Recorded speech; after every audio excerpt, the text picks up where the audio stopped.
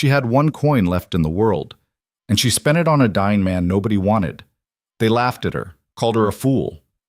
A ragged healer with dirt under her nails and an empty stomach, bidding against silence for a body they thought was already dead. But Elara Vance had looked into his eyes through the filth and the blood, and she had seen something none of them did. He was still fighting.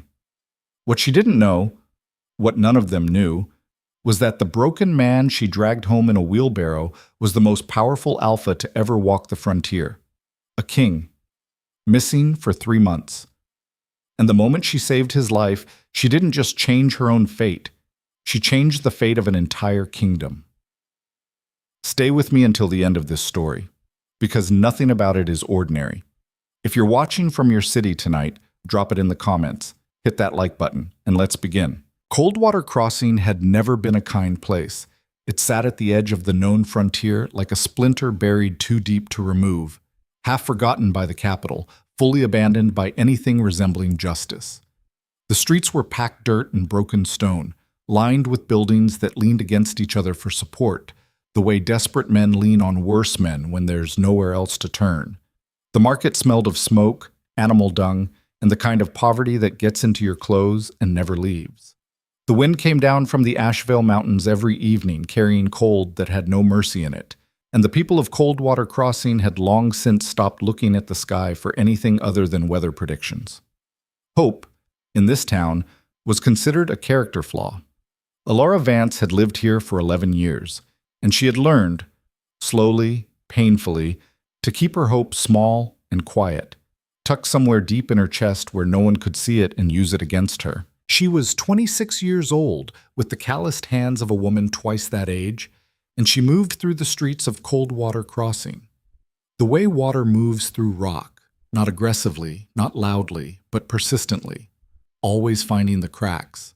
She was a healer, not the kind with a proper shop and glass jars of imported medicine and a brass sign above the door. There was no brass sign above Elara's door. Her clinic was 2 rooms in a cabin at the edge of town, where the respectable people stopped walking and the desperate ones kept going. The walls were hung with bundles of dried herbs, ghost root and silverleaf, and the bitter black bramble that only grew in the shadow of the ash veil, which she had to climb half a mountain to collect each autumn. Her instruments were cleaned obsessively and stored in a wooden box that had once belonged to her father. The box was the most valuable thing she owned. The second most valuable thing was her reputation, and even that was contested. "She's half witch," they said in the market. "She talks to the wolves in the wood," the women at the well whispered to each other. Her father was a criminal, the merchant Hadwick reminded anyone who would listen. Ran with traffickers, got what he deserved. Elara had learned not to respond to any of it. Responding gave it oxygen. Instead, she kept her head down, her prices low, and her mouth shut except when speaking to patients. She charged only what people could pay. Sometimes that was coin. Sometimes it was a sack of potatoes. Sometimes it was nothing, and she treated them anyway, because the alternative was watching someone suffer when she had the knowledge to help, and that was something her body refused to allow. This was not a quality the people of Coldwater Crossing admired. It was a quality they exploited. But on the evening of the Harrow Market, that monthly gathering of traders, buyers, and the particular species of men who dealt in things that should not be dealt in, Elara's quiet persistence was about to collide with something that would shatter the small, careful life she'd built around herself. The auction platform had been erected in the center of the market square 3 days prior, and its presence had cast a specific kind of shadow over the town. Not just the physical shadow of raw timber and iron chain, but the heavier kind. The kind that made decent people walk faster past certain streets and pretend they hadn't seen certain things. Elara hated auction days. She came anyway because the traders who followed the auction circuit always carried medicines she couldn't source locally. Jars of compressed fever root from the southern provinces, bandage linen that was actually clean. Once, memorably, a full kit of bone-setting tools that she'd traded 3 months of healing labor to acquire. She came for the supplies, kept her eyes forward, and tried to spend as little time as possible in the square itself. Tonight, the square was lit by torchlight, and the noise was already thick. The particular layered noise of a crowd in which some people are having fun and others are being cataloged. She pushed through toward the medicine trader's wagon, a coin purse thin enough to fold in half, and tried to calculate whether she had enough for the silverleaf extract she needed. A woman 3 streets over was fighting lung rot and losing. The extract would buy her another month, maybe 2. The coin in Elara's purse was her last. She had told herself she was being strategic, saving it. The truth was that the rent on her cabin was due in 4 days, and she was already behind, and the coin was less a financial reserve than a psychological one. A floor. The last plank between her and the drop into nothing. She was almost at the medicine wagon when the smell hit her. It was a healer's instinct, activated before conscious thought, the smell of deep infection, of a body in crisis, not the surface-level crisis of an unwashed man or a minor wound, but the particular chemical signature of cellular breakdown, of organs that had begun the process of shutting down. She'd smelled it in patients before, usually in the last stages of something she hadn't been called in time to stop. She stopped walking. Her eyes found the auction platform automatically, scanning for the source. There were 5 individuals on the platform. 4 of them stood in the posture of the defeated but present, shoulders curled, eyes on the ground, bodies mechanically upright. They'd been processed, broken down and reassembled into something that could be auctioned. Elara felt the familiar twist of sick helplessness at the sight of them, the thing she was never able to fully harden against. But it was the 5th one that her senses had locked onto. He was barely visible. He'd been positioned at the back of the platform, partially obscured by a coarse burlap sack that had been pulled down over his torso and arms like a grotesque hood, as if whoever had arranged the display had used him as an afterthought, or deliberately wanted him hidden. His legs were visible, chained to a post, and they were the legs of a large man, a tall man, but they were utterly still. His head was dropped forward. The rope holding him upright was doing most of the work. "What's wrong with the last one?" Elara heard a buyer near the platform ask the auctioneer. The auctioneer, a thick man named Creel, who had made a comfortable living from discomfort, waved a dismissive hand. "Not your concern. He's not for sale tonight." "Then why's he on the platform?" "Because Morden says he is." Creel's voice flattened. That was apparently the end of the conversation. Morden. The name landed in Elara's chest with a specific weight. Gareth Morden was the closest thing Coldwater Crossing had to a lord, a border alpha of minor rank but significant wealth, who had positioned himself as the region's primary authority in the absence of any real capital oversight. He owned 3 of the largest businesses in town, employed half the people, and operated on the unspoken understanding that his affairs were not to be inquired into. Everyone knew he was dirty, no one said it above a whisper. Elara stood very still and watched the man on the platform. He moved. It was almost imperceptible, a slight shift of the shoulders, a tension in the hands that were bound behind him. But in the specific way that a healer watches a body, she saw it clearly. He was conscious, in tremendous pain, and fighting, actively, desperately fighting, something she couldn't yet identify. She started walking toward the platform. She didn't make the decision consciously. It happened the way her best healing decisions always did, below the level of deliberation, in the part of her that simply responded to a body in crisis. "Hey!" She stopped a guard at the platform's edge. "The one in the back. What's wrong with him?" The guard looked at her the way men in Coldwater Crossing often looked at Elara, assessingly, dismissively, landing somewhere in the vicinity of contempt. "What's it to you?" "I'm a healer. He smells like blood poisoning." "He's Morden's business." "He's a person." "He's property." The guard said it without inflection, the way you state a weather fact. Elara looked at the man on the platform again. In the torchlight, she could see now the dark stain spread across the burlap covering him. Blood, dried and new, a wound being ignored. "How much?" she said. The guard blinked. "What?" "How much for him?" For a moment, the guard just stared at her. Then he laughed. It wasn't a kind laugh. It was the kind that invites other people to join in, and several nearby traders did, turning to look at the spectacle of the small, dirt-smudged healer woman asking to buy the half-dead man no one wanted. "You haven't got enough, herb woman," the guard said when his amusement had crested. "Move along." "How much?" Elara said again, and there was something in her voice now, a particular note of absolute stillness that made the guard's laughter die slightly. He looked at her for a moment. Then, clearly intending to end the conversation by humiliating her, he said, "1 silver coin, and he's yours." 1 silver coin, her last coin. Elara reached into her purse, took out the coin, and set it on the guard's outstretched palm without looking away from him. The silence that followed was the kind that ripples outward through a crowd.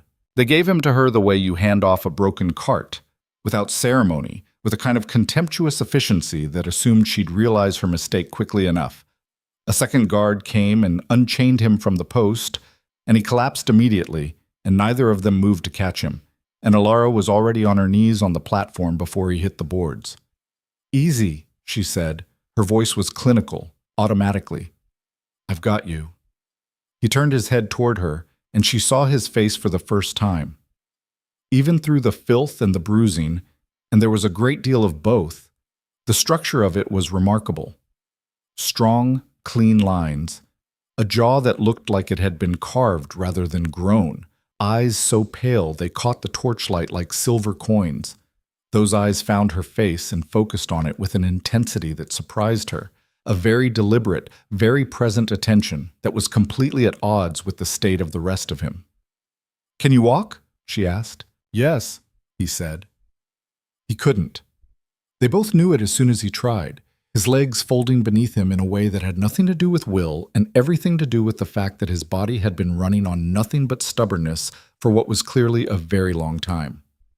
Elara borrowed a handcart from a vegetable seller who owed her 3 favors and loaded him into it with the help of a rope and a great deal of undignified maneuvering, which the crowd around the platform observed with the unconcealed amusement of people who have decided something is entertainment. "Quite the purchase, Elara," called Hadwick the merchant from somewhere in the crowd. "What are you going to do with a corpse?" She ignored him.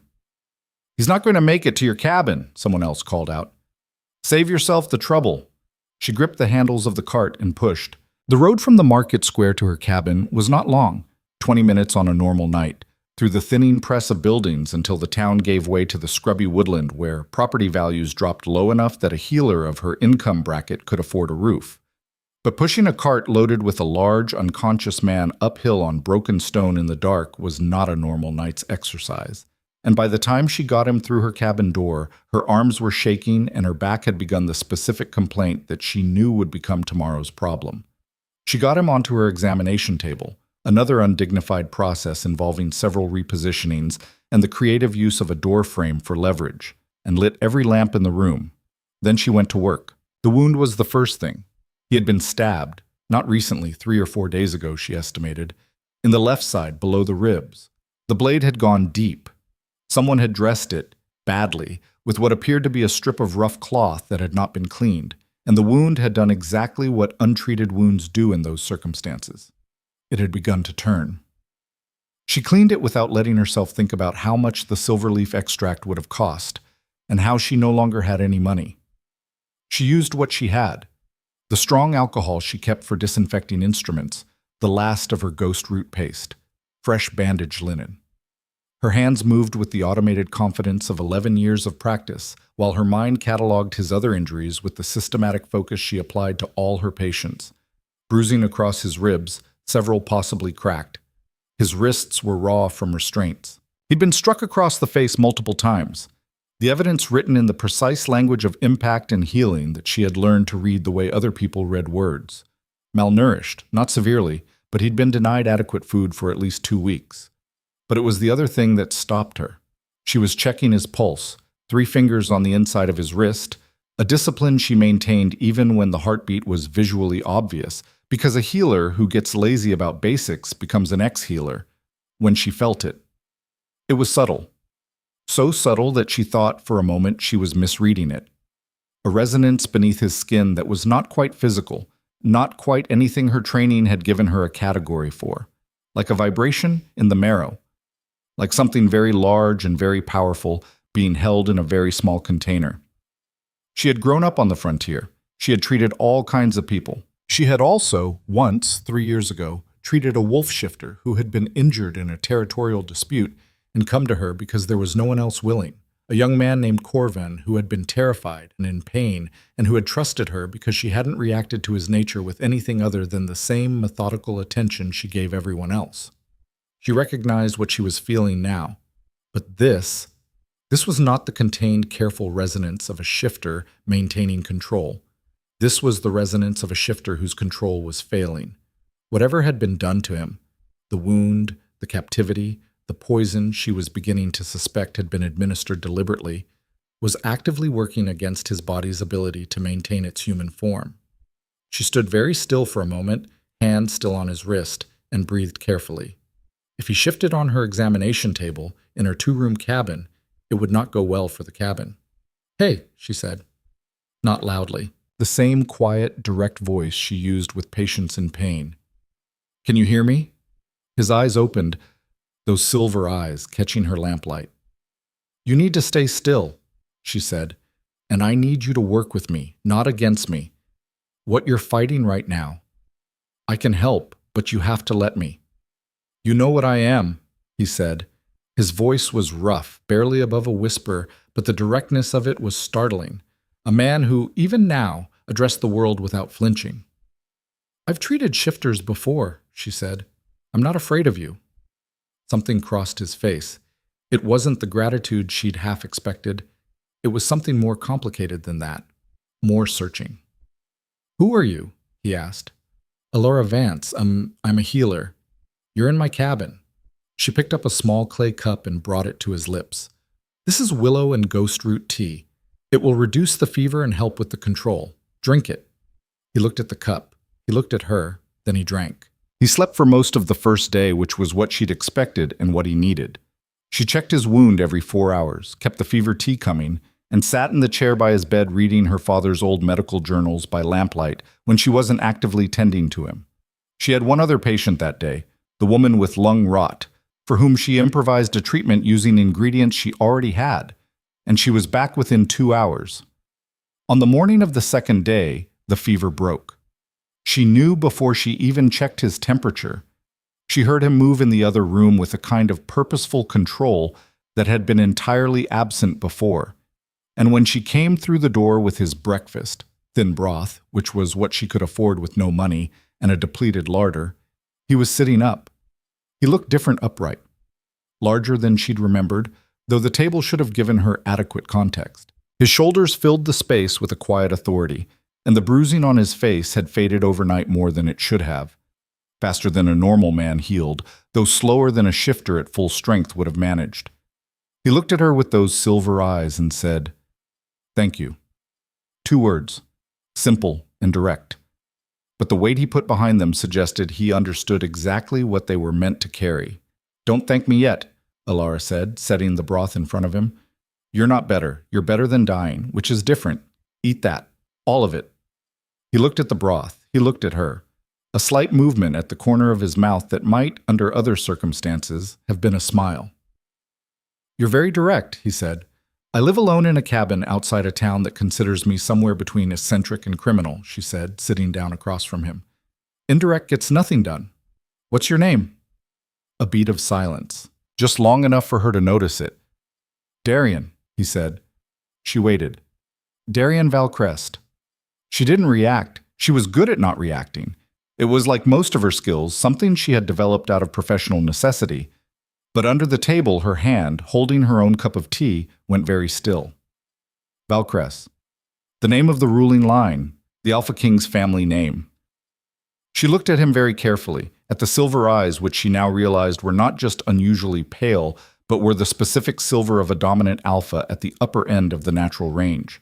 At the way he held himself, even now, injured, weakened, sitting in a healer's spare room with borrowed clothes, with a composure that was not arrogance, but something older and deeper than arrogance. A man who had been obeyed for so long that authority had become structural, built into his posture at the level below thought. "The king," she said. "The missing king," he said. A pause. "I'd prefer if that information didn't leave this room." "Who's going to believe me?" she said. It came out more bitterly than she intended, and she saw something register in his expression. A slight shift, an attentiveness. "Tell me about this town," he said. And so, because she was tired and off balance, and because there was something in the way he listened, completely, with his full attention, like a man who had not been given the luxury of ignoring things. She did. She told him about cold water crossing, the way you tell a story you have lived too long inside, matter-of-factly, without the dramatics that distance would add, in the flat register of someone reporting weather. She told him the town had been a proper trading post once, when she was a child, that it had been connected by a legitimate supply road to two larger border towns and had functioned as part of a real community, that there had been families here, and a school, and a healer who was her father. She told him about the disappearances. They had started small, the way these things always do. People who were easy to disappear, travelers between towns, migrants, people with no strong local ties, the kind of people whose absence could be explained a dozen different ways, and whose families, if they had them, were too far away to make effective noise. Then it hadn't been small anymore. "Children?" Darian said quietly. "Sometimes." She looked at her hands. 12 years ago, a group of families in the Asheville foothills reported 7 children taken in 1 month. My father went to investigate. He was the town's healer and also its de facto records keeper, the person people came to when something needed to be documented. He was going to compile the reports and send them to the capital. She stopped. "He never came back," she said. "Morden's people found him 3 days later, told everyone he'd been killed by bandits on the road, closed the case." She looked up at Darian. "He wasn't killed by bandits." "How do you know?" "Because bandits don't take people's boots off before they kill them." The silence in the room had a specific quality now. Focused, cold, with an edge. "They were sending a message," Darian said. It wasn't a question. "To anyone else who might want to document things," Elara said. "Yes." He was quiet for a long moment, and she watched his face with the same systematic attention she gave all her patients, reading what was written there. Something had happened behind those silver eyes, something specific, responsive to what she'd said. "My sister," he said at last. "She was taken 3 months ago, from the capital, during a visit to the border provinces." He paused. "She was taken from a royal convoy, which should have been impossible, which means whoever did it had significant resources and significant connections." Elara looked at him. "The same network," she said. "I believe so." He met her eyes. "I came looking for her alone because I didn't know who in my own council I could trust. 3 days into the frontier, I was ambushed. They knew I was coming." "Morden," Elara said, "or someone who reports to Morden." He shifted slightly, a careful movement that acknowledged the wound in his side without being defeated by it. "The poison they used on me." "Do you know what it was?"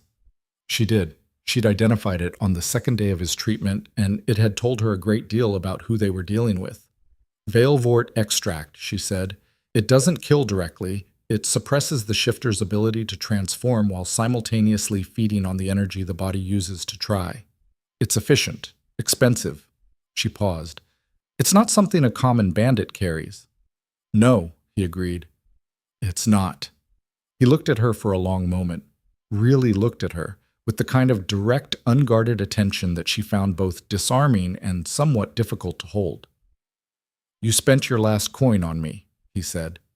She looked at him. "The guard I saw hand you the receipt. The amount recorded was 1 silver. And the state of this cabin suggests that wasn't a casual expenditure." She considered several responses. "You were dying," she said finally. "People die every day in towns like this," he said. "Not unkindly, just accurately. Most people would have kept the coin." "I'm not most people," she said. "No," said the Alpha King of the entire frontier realm, looking at her with an expression she didn't entirely know how to read. "You are not." On the 3rd night, the Veilwort fought back. She had expected it. The extract had been deeply administered, and the body's detoxification process was not linear. She had prepared as best she could, had sat up late reading her father's notes on shifter physiology, written in the cramped, precise handwriting that still felt like a voice in the room with her. She thought she was ready. She was not entirely ready. She heard it from the outer room, a sound that started as a sharp intake of breath and became something lower and less human, a vibration at the base frequency of a very large predator. and she came through the door moving fast with the tea already prepared because she'd had it waiting on the stove for this exact possibility. He was on the floor. He'd knocked the table over getting there, and his hands, braced against the floorboards, were trembling with the effort of what he was doing. She could see it in real time, the shifting, the transformation fighting against his will, the skin at his arms and shoulders making decisions his mind was trying to countermand. His eyes, when he raised them to her, were more wolf than man. She did not stop moving. She crossed the room, sat down on the floor in front of him, and put both hands on either side of his face, which was either the most medically reasonable thing she'd ever done or the most reckless. She genuinely was not certain which. "Look at me," she said, steady. "Darian, look at me." The silver eyes focused. "You're in control," she said. "I know it doesn't feel that way, but you are. What's happening right now is the poison, not you. Your body is fighting it off, and it needs you to stay in it." He was breathing in long, controlled increments. She could feel the trembling in his jaw, the massive effort of the containment. "Talk," she said. "Keep talking. What's your sister's name?" A pause. "Lyra." "How old is she?" 19. His voice was rough, working at the edges. She studies languages. Has since she was a child. She used to leave notes around the palace written in her own invented script, because she thought it was funny that no one could read them." Something entered his voice, a pain that had nothing to do with the wound. "I used to pretend I couldn't read them. I always could. I taught myself because I couldn't stand being left out." Elara watched his hands. The trembling was still there, but it was different now, but controlled rather than convulsive. "She sounds stubborn," Elara said, "insufferably." The word came out with the specific warmth of someone describing a person they love. "She argued with every protocol officer in the palace, told my head of security that his assessment of threat vectors was theoretically competent but experientially hollow." A beat. "She was 19 years old." "She sounds like someone who's going to be very angry about having been kidnapped," Elara said. "When you find her." The silver eyes, while more human now, coming back to her, looked at her carefully. "When?" he said. "When?" she confirmed. He was quiet for a moment. Then, "You would have made a good queen." The words hung in the air between them. Elara sat very still on the floor of her cabin, hands still on either side of his face, and decided with great deliberateness that she was not going to react to that sentence. "Drink this," she said, offering him the cup. He drank it, and this time, when the trembling slowly eased and his body came fully back to itself, the quiet that settled over the room was not the exhausted quiet of crisis passing, but something different, something warmer and more complicated, that Elara did not examine, because examining it would require looking at the Alpha King sitting on her floor and acknowledging that something had shifted between them in the last half hour that had nothing to do with veilwort or ghost root tea. She stood up. She set the empty cup on the counter. "Get some sleep," she said, in her most professionally neutral voice. "Elara," he said. She stopped. "Thank you," he said. "Not for the healing. For the when." She went to bed without answering him, which was, she decided, the appropriate professional response.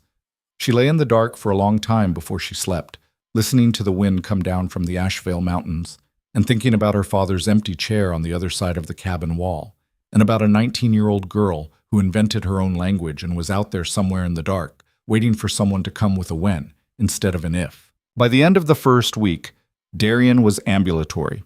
By the end of the second, he was helping her with the heavier physical tasks that her cabin required. Splitting firewood, reinforcing the cabin's failing north wall, carrying water from the creek when the town's well was occupied by people who liked to comment on her living situation.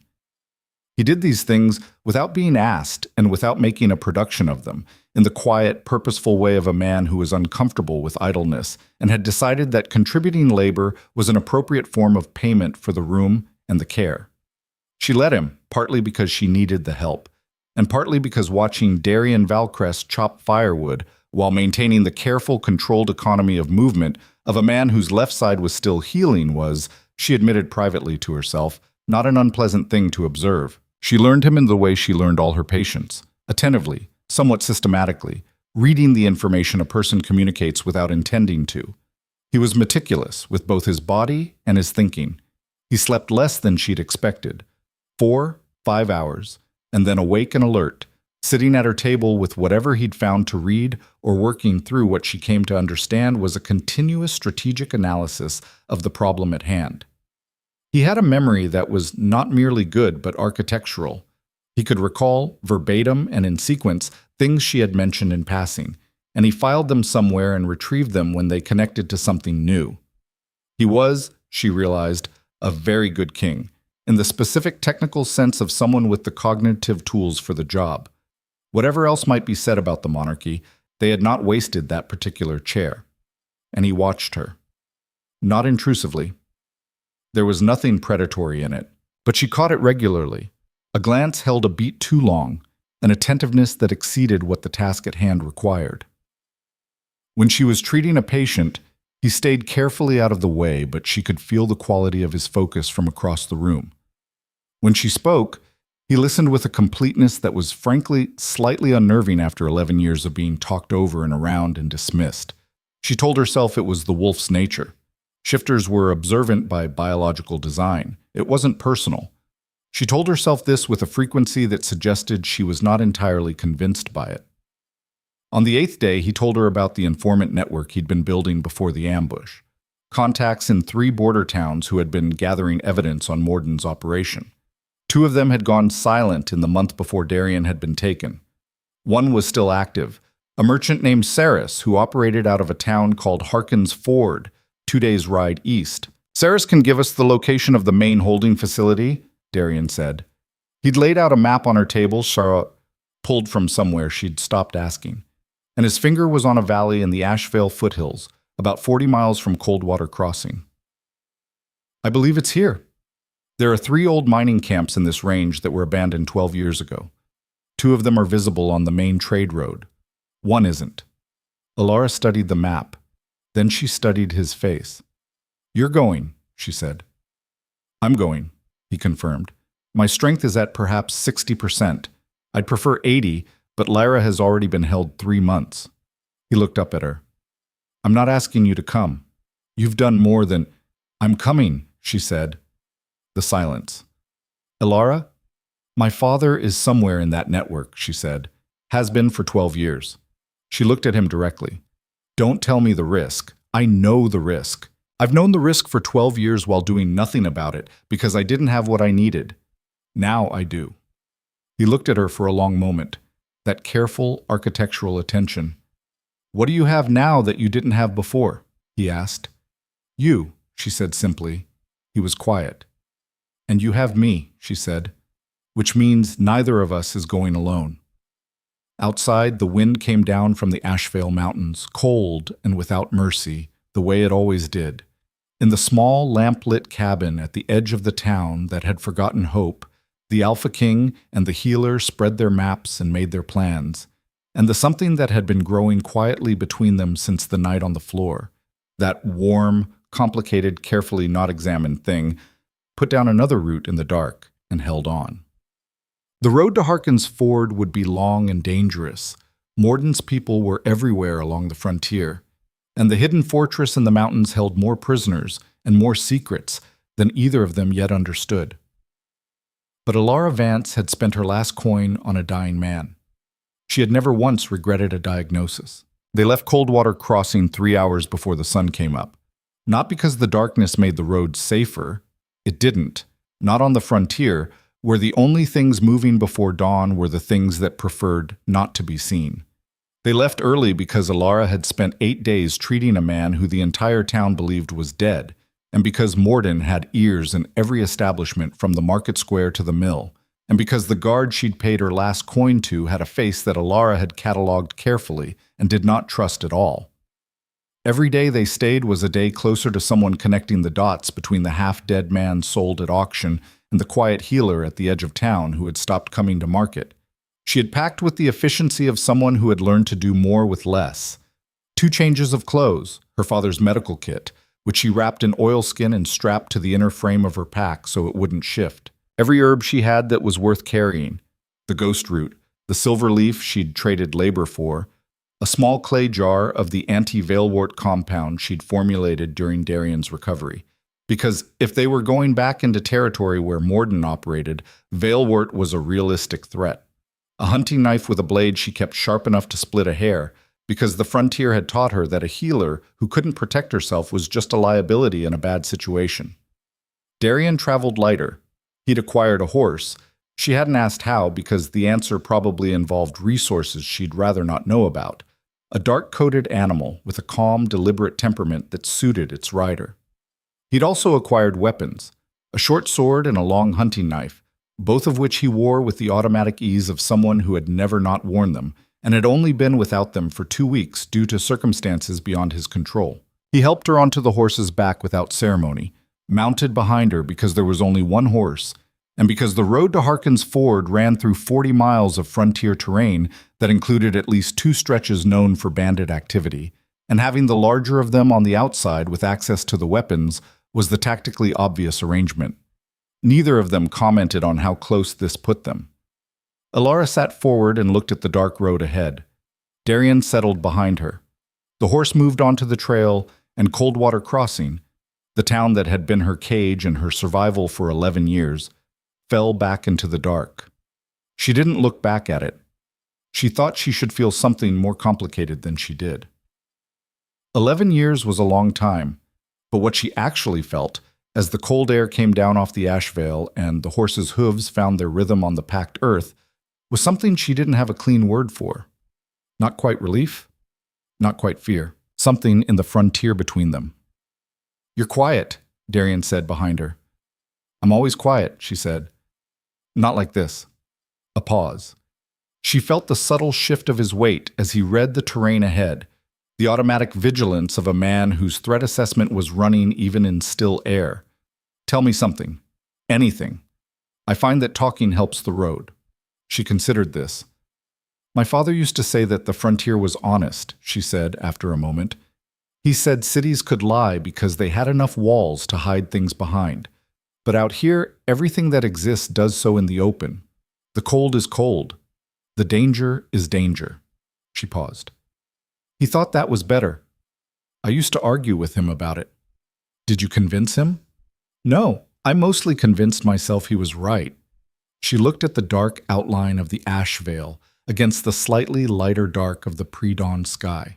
He also used to say that a person reveals their true character in proportion to how much they're losing. When things are comfortable, you can be anyone. When you're down to nothing, you're only what you actually are. A beat of silence. "What do you think you are?" Darian asked. It was a genuine question. She could hear that. Not a rhetorical frame for a compliment. Not the social maneuver of someone building towards something.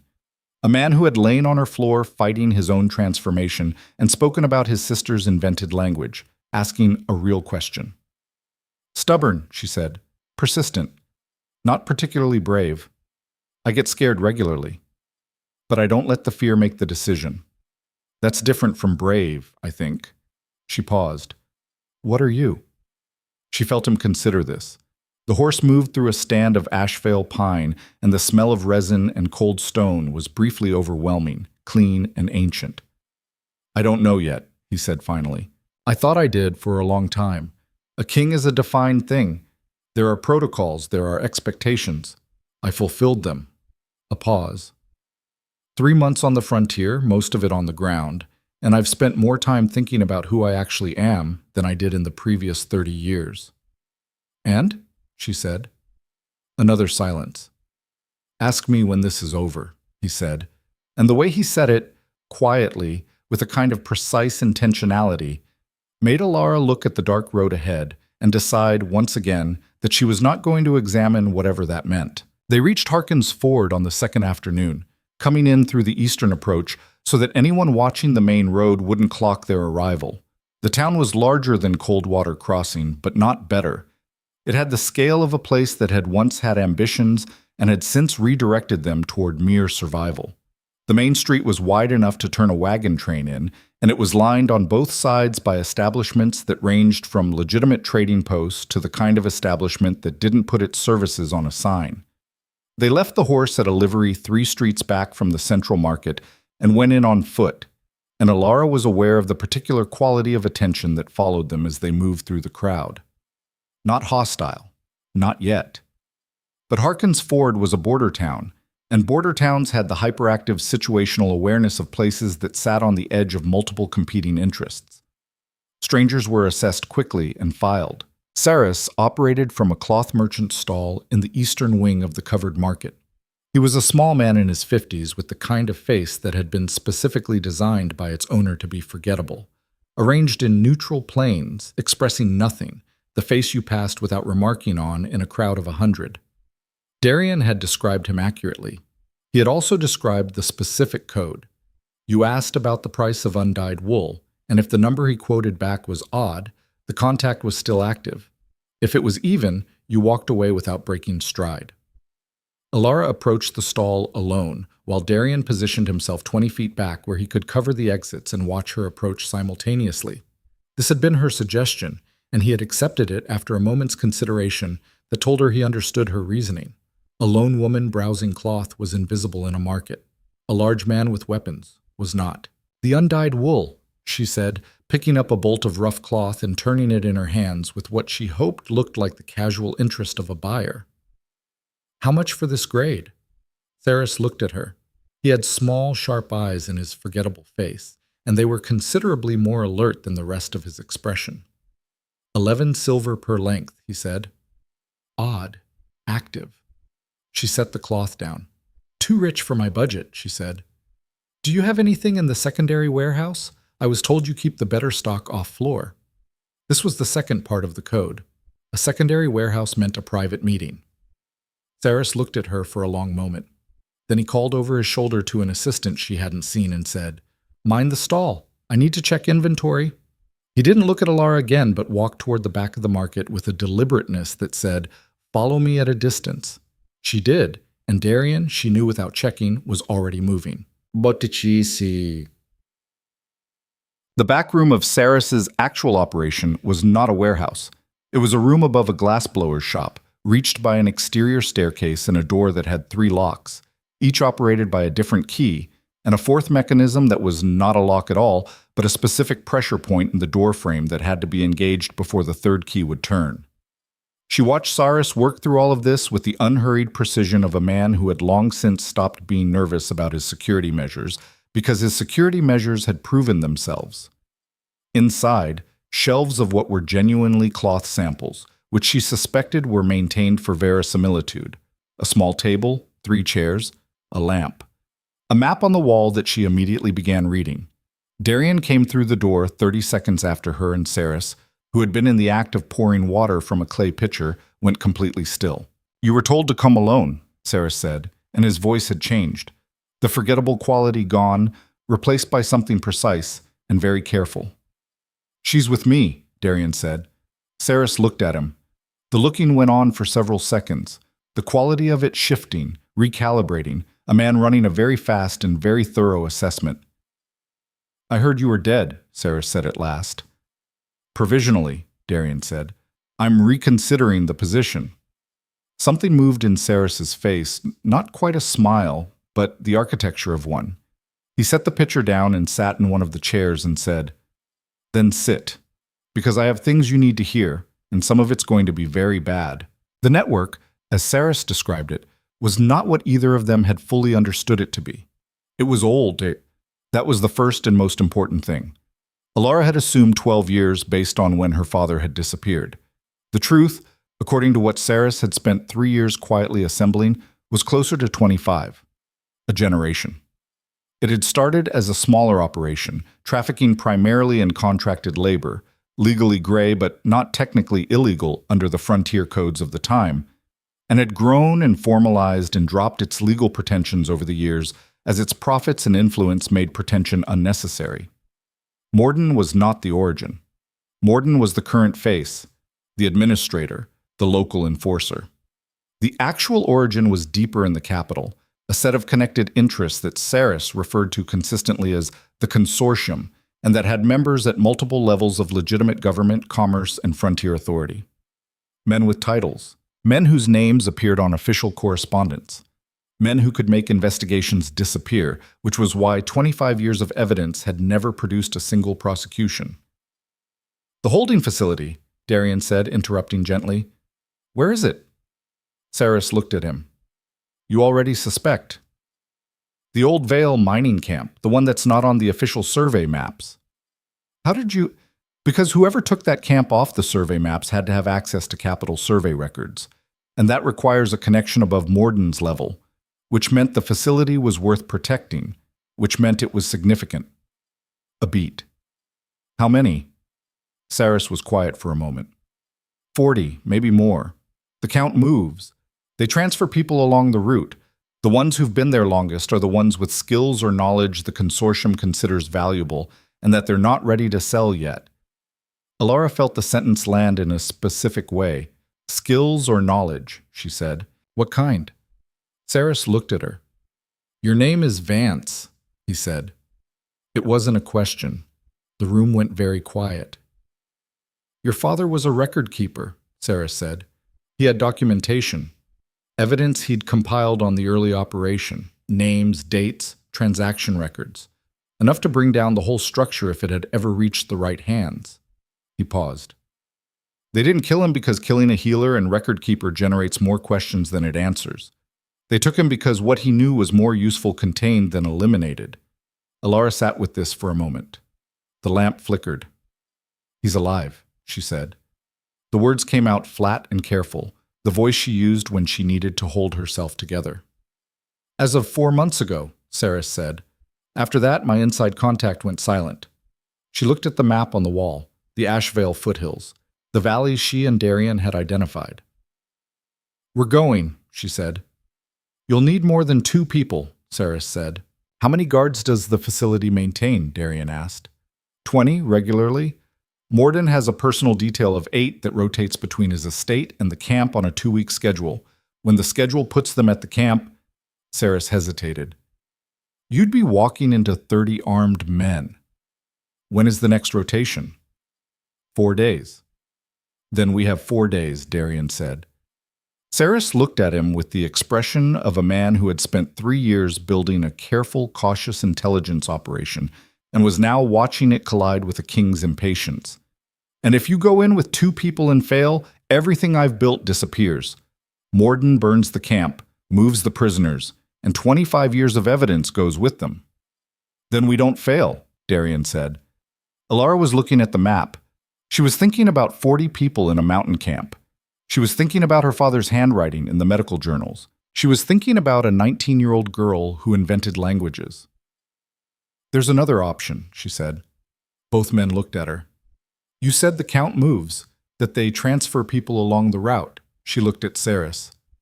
Where does the route go? Where's the next stop from the Vale camp?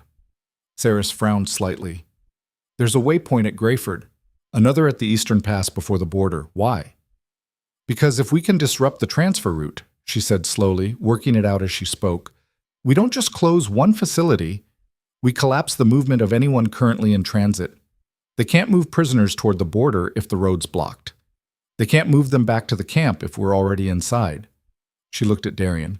2 problems, approached from 2 ends. Silence. You'd need to split up, Saris said. Yes, Elara said.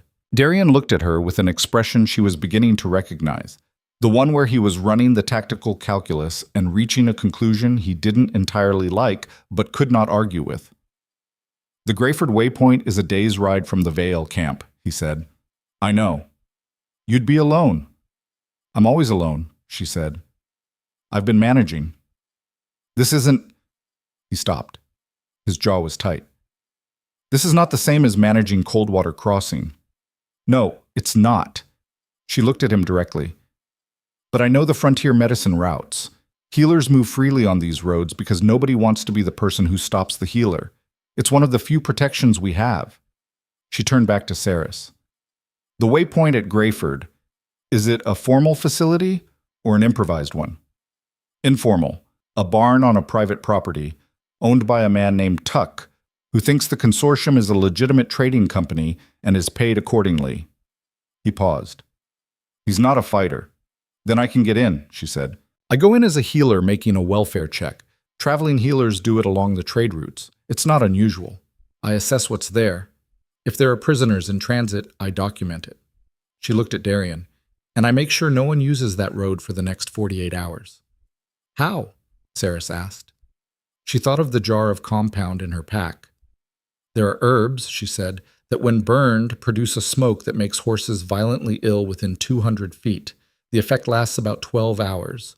One fire, the right position on the road. No wagon in the consortium's network moves without horses, Darian said quietly. No, she said, they don't. The silence in the room had changed again. Had the quality of a plan taking shape, acquiring edges, becoming real. Darian looked at her for a long moment. Something in his face that she didn't look at directly, because looking at it directly required her to acknowledge things she was not prepared to acknowledge on the floor of a cloth merchant's back room 4 days before they walked into a mountain fortress held by 30 armed men. 4 days? He said to Saris. What can you give us? Saris gave them contacts, a second horse, a coded document that would serve as legitimate identification for a traveling healer on the eastern trade route, and a safe room above the glassblower's shop for 1 night. This last was the most valuable, so not because the room was comfortable, it was not, but because it was off the street, behind 3 locks and a pressure mechanism, and because for 1 night they could exist without the active ongoing effort of looking like they weren't what they were. Elara sat at the small table with her medical kit open and reorganized it for the second time, because reorganizing it was something to do with her hands, which needed something to do with her hands, or they were going to start shaking. She was not afraid of the road to Greyford. That had been an accurate assessment of her capabilities, and she stood by it. She was afraid of what she would find there, which was a different thing, more specific, more loaded. She was afraid of a barn on a private property and what it might contain, and she was afraid that after 12 years of a floor beneath which she had not allowed herself to look, she was about to look through it. You're reorganizing things that don't need reorganizing, Darian said. He was sitting against the wall across the room, and she hadn't heard him move from the horizontal position he'd been in for the last hour. She was fairly sure he'd been asleep and had simply woken up fully present, which was a slightly unsettling quality. I organize when I'm processing things, she said. What are you processing? She looked at the kit for a moment.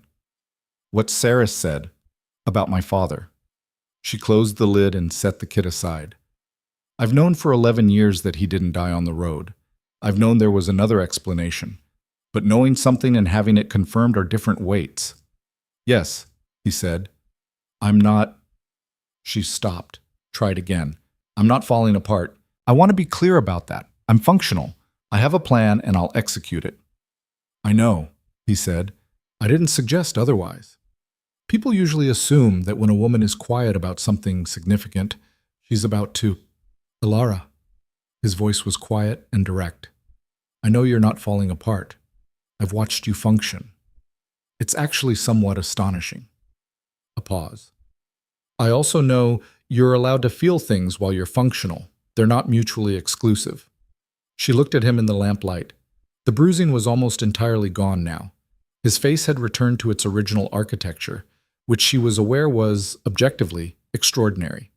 He was looking at her with that complete, unguarded attention, and in the small safe room above the glassblower's shop in Harkin's Ford, it was more difficult to maintain the professional distance she had been constructing very deliberately for 2 weeks. I'm afraid I won't recognize him, she said. It came out quietly, the specific admission she'd been not making for the last 6 hours. 12 years. I was 15 when he disappeared. I have a clear memory of a man of 43. Whatever I find in that barn... She stopped. He'll know you, Darian said. She looked at him. Whatever 12 years does to a man's face, he said, it doesn't change what a father recognizes. A pause. And you have his hands, the way you move them when you work. I've watched you treat patients. It's in every motion. He taught you that. Elara sat very still. She was aware that her throat had done something that it was not going to be allowed to do, and she addressed it with the firm internal attention she gave things that were not permitted to happen at inopportune moments. You're surprisingly good at knowing what to say, she said, when she had control of her voice again. I'm surprisingly bad at it most of the time, he said. I've been told my bedside manner as a ruler leaves significant room for improvement. Who told you that? Lyra, he said, and the name landed with its customary weight. The slight shift in his expression, the specific quality of pain that a person carries for someone they love and haven't been able to reach. She told your head of security his threat assessment was experientially hollow, Elara said. I think her feedback is probably accurate. The corner of his mouth moved. She told me specifically that I had a habit of solving people's problems before asking if they wanted the problem solved, which she found deeply representative of the king-shaped hole in your self-perception. He looked at the ceiling. She was 19 and she said, king-shaped hole in your self-perception. I had no idea where she learned to talk like that. She learned to talk like that, Elara said, from a brother who built an entire intelligence network rather than ask his counsel for help, because he didn't know who to trust. The silence. The king-shaped hole, Elara said. Darian looked at her. For a moment, something moved in his face that was more unguarded than anything she'd seen there before. A kind of startled recognition, the expression of a person who has been correctly and completely read by someone who was only supposed to be in the vicinity. Go to sleep, she said, standing up. You have 30 armed men in 4 days. And you have a barn in 3, he said. I know. She moved toward the narrow cot in the corner, which was the room's second sleeping surface, and which she had been deferring, claiming it required ending the conversation, and she admitted privately, not particularly wanted to end the conversation. Darian. Yes, when this is over, she said, and you ask me what you are, remind me what you said tonight. About Lyra. About... She paused. Just remind me. A long silence. I will, he said, and the weight he put behind it was the same weight as 2 weeks ago, when he had said thank you on her examination table, and it meant approximately the same thing. She lay down and looked at the ceiling and listened to the frontier wind find the gaps in the shutters, and the lamp burned low, and Harkin's Ford made its nighttime noises around them, and neither of them slept for quite some time. The morning they separated, neither of them made a speech about it. Elara had learned that the things she and Darian actually needed to say to each other tended to get said, and the things that didn't get said were either not ready yet or were communicated in the specific language of action that seemed to be their primary dialect. He had checked her saddlebags twice while she was adjusting the straps, which she had let pass without comment because it was the gesture of a man who needed to do something with the anxiety he wasn't going to express verbally. She had handed him the second jar of the anti-veilwort compound without explanation, and he had taken it and put it in his inside coat pocket without explanation, and they had both understood exactly what the exchange meant. They stood at the fork in the road where the eastern trade route split from the mountain track, and the morning was gray and cold, and the ash veil was a dark mass to the northwest. 3 days, he said. If you haven't made contact by the 4th morning, don't, she said. You have 30 armed men and a king's sister to rescue. Don't handicap yourself with contingency plans for my failure. I'm not going to fail. He looked at her for a moment. The gray morning light was doing something to his silver eyes, making them softer and more present at the same time, which was a combination that she was aware of and not addressing. No, he said. You're not. She gathered her reins. Take the anti-veilwort at the first sign. Don't wait until you need it badly. You know what early suppression feels like now. I know. And eat. You're still not back to full weight and the cold. Elara. She stopped. Come back, he said. Simple and direct, in the voice that didn't use more words than it needed to. She looked at him on the mountain road in the gray morning, the king who had sat on her floor talking about his sister's invented language, and she thought about her father's empty chair, and about 40 people in a mountain camp, and about everything that was staked on the next 4 days. I'll see you at the Vale camp, she said. She turned her horse east and rode without looking back, because looking back was not something she was going to do, and because the road ahead required everything she had, and because the frontier, as her father had said, was honest. Out here, everything that existed did so in the open. Whatever she was going to find at Greyford, she was going to find it with open eyes. The property sat a half-mile outside the town of Greyford, which was not so much a town as a collection of structures that had agreed, through proximity and mutual necessity, to function as one. The barn was larger than she'd expected, which told her that either the consortium's transit volume through this waypoint was significant, or that Tuck, who believed he was working for a legitimate trading company, had been very well compensated for his square footage. She arrived at midday, having taken the last 2 hours of the approach slowly and quietly, reading the road with the same attention she gave a patient she hadn't met before. Traffic patterns, wheel ruts, fresh versus old. The specific small evidence of regular heavy use that a road carrying significant trafficking volume would display versus a road used by ordinary commerce. The road had both. Overlapping, which meant the consortium moved its human cargo mixed in with legitimate goods, using standard trade traffic as cover. Of course it did. 25 years of this required operational sophistication. She presented herself at the property's main gate as a traveling healer, which she was, technically, and the identification document Saris had prepared supported the story. And Tuck, who was a large, red-faced man with the uncomplicated expression of someone who didn't spend much time on abstract concerns, received her with the uncomplicated hospitality of frontier people who respected healers. "We don't have sick folk at present," he said, leading her toward the property with the satisfied manner of a man explaining the success of his enterprise. "But you're welcome to water your horse and take a meal. I've had the healer's courtesy going for 10 years and I don't intend to stop." "That's generous," Elara said, and meant it, and hated what she was going to have to do. She spent 2 hours being a healer. She checked the property workers for minor ailments, a sprained wrist here, a persistent cough there, and she ate at the communal table, and she listened with the focused passivity of a person who has learned that silence in a room full of talkers is the most efficient information-gathering instrument available. What she learned? The consortium's transport was expected in 2 days. Tuck believed it was a contracted labor shipment, workers en route to mining operations in the eastern provinces. He had been told this consistently and had never had reason to doubt it. The barn had a specific stall configuration that he had been paid extra to maintain, a central partition with a reinforced door on a code lock. He had never been given the code. She walked through the barn in the late afternoon, ostensibly checking for the hoof rot that sometimes moved through traveling horse populations and could devastate a healer's own animal if she wasn't careful. The reinforced partition was exactly where the table conversation had suggested it was. The smell beyond it was faint, but specific.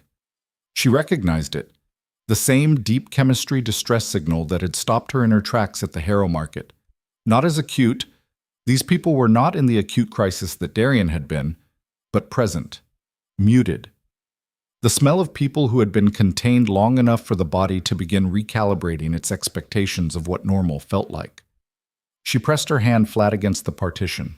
On the other side, after a moment, silence, and then, very quietly, a sound. Not words, just presence. Someone listening back. "I'm a healer," she said, very quietly. "I'm not with them." "How many are you?" A long pause. Then a voice. Young, she thought. Female. "6, it said. She closed her eyes for one single controlled second. "I'm coming back tonight," she said, "before midnight. You'll know it's me because I'll knock 3 times, then twice." Silence. "Do you understand?" she said. "Yes," the voice said, and then, barely above a breath, "Please don't lie." Elara pressed her palm flat against the wood and felt the grain of it, solid and real. "I'm not lying," she said, breaking a code lock on a reinforced barn partition door in the dark. Alone, with limited tools and the occupants of the main house asleep 40 feet away, was not a problem Elara had previously anticipated needing to solve. She had broken into things before. The frontier occasionally required it. A locked medicine cabinet in a house whose occupants were too ill to find the key, a secured cellar when she was pretty sure the child she was treating had been hurt by whatever was in there, and she needed to know to know. She had a basic familiarity with mechanisms, inherited from her father, who had believed in understanding how things worked as a general life philosophy.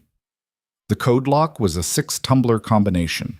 She had 4 hours before the house would begin to stir and the eastern sky would start to lighten. She worked by touch, in the dark.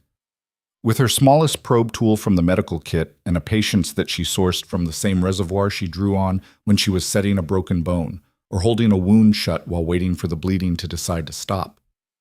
You worked with what was in front of you, and what was in front of you right now was a lock, and she had time, and she had hands, and she had, as always, the sheer stubborn refusal to accept that this particular obstacle was the one she couldn't get through.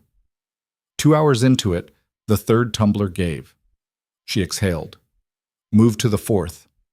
On the other side of the door, she was aware of quiet movement, the specific careful sounds of people who have learned to be very still and have been offered a reason not to be. The fifth tumbler gave at 3:15 in the morning, the sixth at 3:47, which was closer to the margin than she would have liked. The door swung inward. 6 people, 4 adults, 2 children. Their faces in the thin gray moonlight coming through the barn's high window had the specific look of people who have been existing in the smallest possible register of hope for long enough that the arrival of something that might be more has not yet processed as real. The youngest child was perhaps 6. She was holding the hand of a woman who was probably her mother. She looked at Elara with enormous dark eyes and said nothing. "We're going," Elara said quietly. "Right now.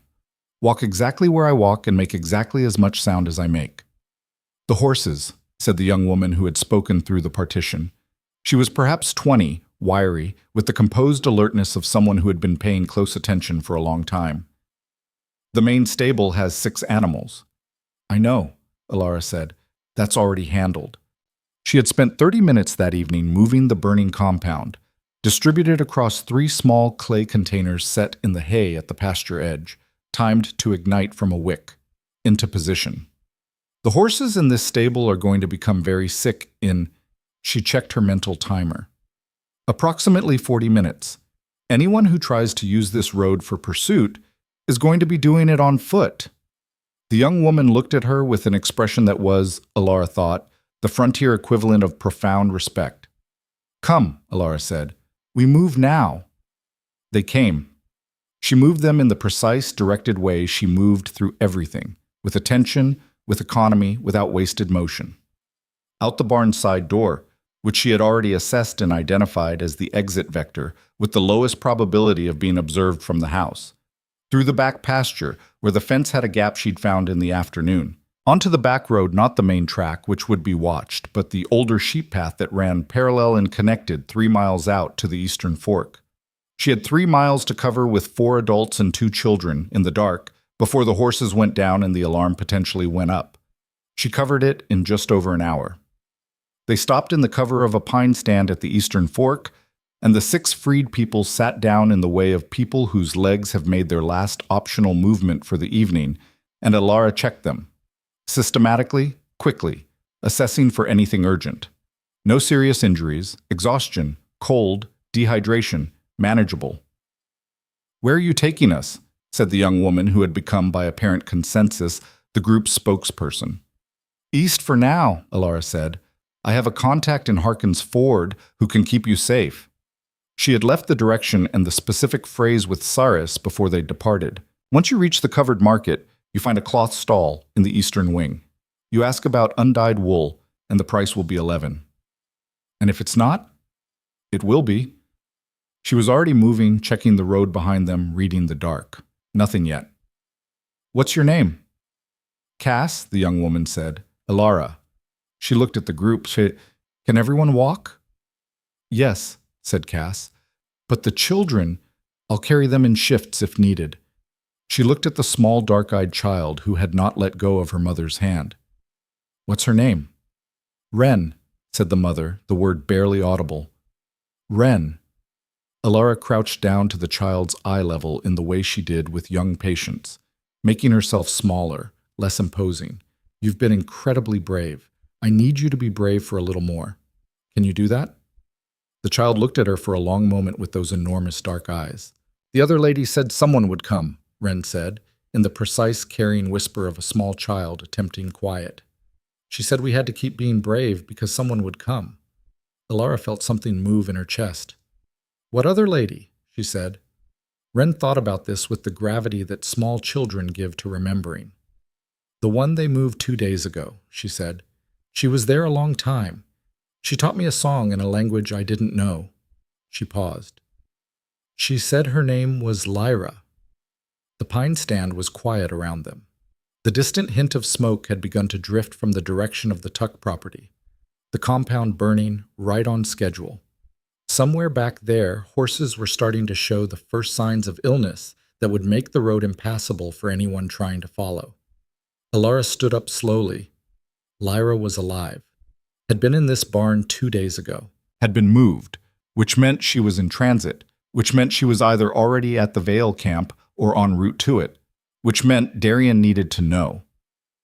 And she was 1 day's hard ride from the Vale camp with 6 civilians in her care, no way to get a message forward, and the certainty that somewhere in the dark ahead of her, a king was about to walk into a mountain fortress with no idea that the person he was trying to save had already been confirmed alive by a 6-year-old girl who had learned a song in an invented language. She looked at Cass. "New plan," she said. "How fast can you walk?" Cass could walk fast. Faster than Elara had hoped, and the 2 other adults, a man named Rel with a bad knee that he refused to acknowledge, and a woman named Petra whose entire bearing communicated that she had been through worse and intended to survive this too, matched the pace without complaint.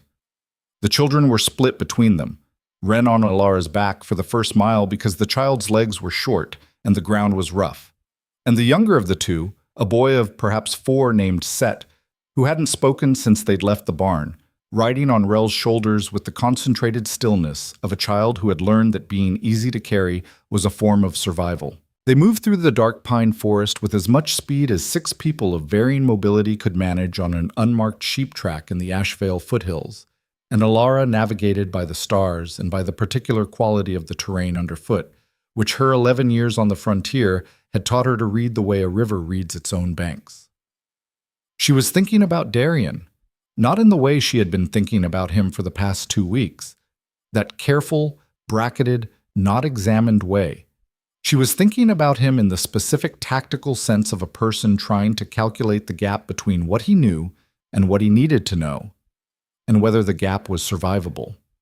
He was going to reach the Vale camp in approximately 36 hours, assuming he'd pushed the pace she'd expected of him after they separated. He was going to go in expecting to find Lyra in that fortress, which was the primary motivation driving his operational calculus, and if Lyra was not in the fortress, if she'd been moved, if she was in transit, if she was somewhere between the barn at Greyford and the eastern border, then the entire structure of the rescue collapsed.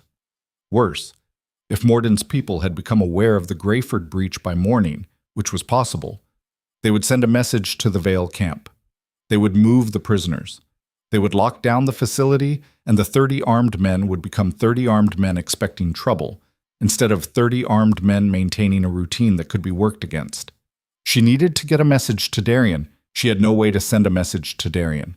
She had 6 civilians in her care, a horse, half a pack of medical supplies, and a head start on pursuit that was real, but not infinite. "Cass," she said quietly as they moved. The young woman fell in beside her.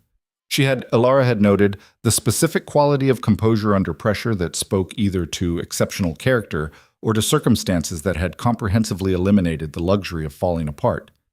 Possibly both. "The woman they moved 2 days ago," Elara said. "Lyra. What did you observe about the transfer?" Cass was quiet for a moment, thinking. 3 men came, more guards than usual, 6 instead of 2. They came before dawn, like you did tonight, like they wanted to move quickly. She paused. She didn't fight them. She walked out on her own.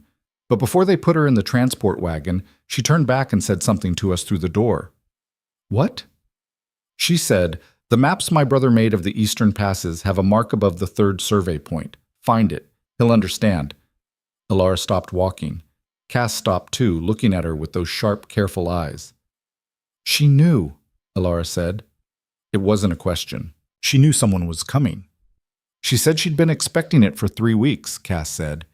She said the only question was whether they'd move her before he got there. And they moved her 2 days ago." Elara started walking again, faster now. which means she's either already at the Vale camp or being held somewhere on the route between here and there as a contingency. She thought rapidly. The third survey point on the eastern passes. Do you know what that means? No, Cass said. But she seemed certain you would. Elara didn't know either, but Darian would, which meant the message was meant for him, which meant Lyra had understood, from wherever she was, that whoever came would eventually reach her brother, and she had left him a coordinate. The problem remained. Darian was a day and a half away in the opposite direction, unless he wasn't. Dawn came up gray and fast, the way Ashvale dawns always did. Not a gradual lightning, but a sudden assertive arrival of cold, flat light that showed you everything at once without the gentleness of transition. Elara had moved her group off the sheep track and into the tree cover of the lower foothills 2 hours before first light, reasoning that the main track would be compromised once the alarm went out from Greyford and anyone on horseback could cover the distance in 2 hours. She had been right about the timing. She had not been right about the direction. The riders came from the north. She heard them before she saw them. The particular cadence of horses being pushed hard on mountain terrain, the sound that tells you the riders are not being careful and are not concerned about who hears them. She counted hooves.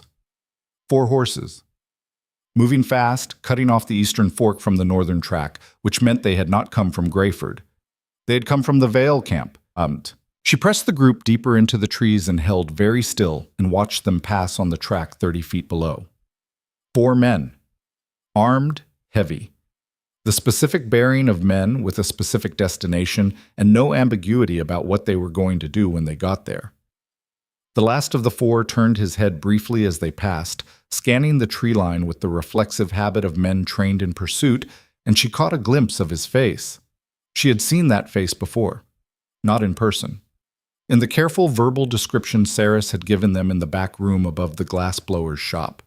A face she had been told to memorize as a threat indicator.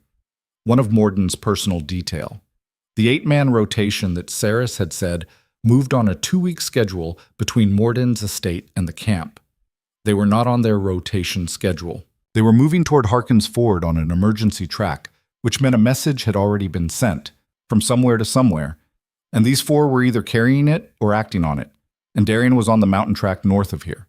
She watched them go and held the cold assessment of the situation with both hands and breathed carefully. We have to split up, she told Cass. Cass looked at her. You take the group to Harkin's Ford, Elara said. Saris, the cloth stall, undyed wool, price of 11. He'll shelter you and send word forward. She was already untying the second saddlebag, pulling out the supplies she needed and repacking at speed. Keep off the main track until you're within half a mile of the town gates. Go through the lower fields. Where are you going? Cass said. North, Elara said. I need to reach someone before those 4 men do. You'll be riding into whatever they're riding away from, Cass said, and there was no dramatics in it, just the clear-eyed frontier logic of someone stating a fact. Yes, Elara said. Cass looked at her for a long moment, then she held out her hand. In her palm was a small, flat piece of metal, a key blank, the kind used as a skeleton template. It was in the lining of the partition door, she said. I found it the second day. I don't know what it opens, but the woman, Lyra, she hid it there before they moved her. Elara took the key blank. She turned it over in her fingers. It was inscribed on one side, not writing exactly. A mark, a small geometric symbol that she had no context for but that felt deliberate, placed with intention. She put it in the inside pocket of her coat, next to her heartbeat. Take care of Wren, she said. Take care of yourself, Cass said. Elara mounted and turned the horse north toward the Ashvale's stone face and the cold coming down off the high passes, toward the fortress in the dark, and whatever was burning there already, or was about to. The northern track climbed hard. The Ashvale did not apologize for itself. It pushed back with cold, with gradient, with the particular treachery of mountain terrain that looked manageable until you were committed to it and discovered its actual character.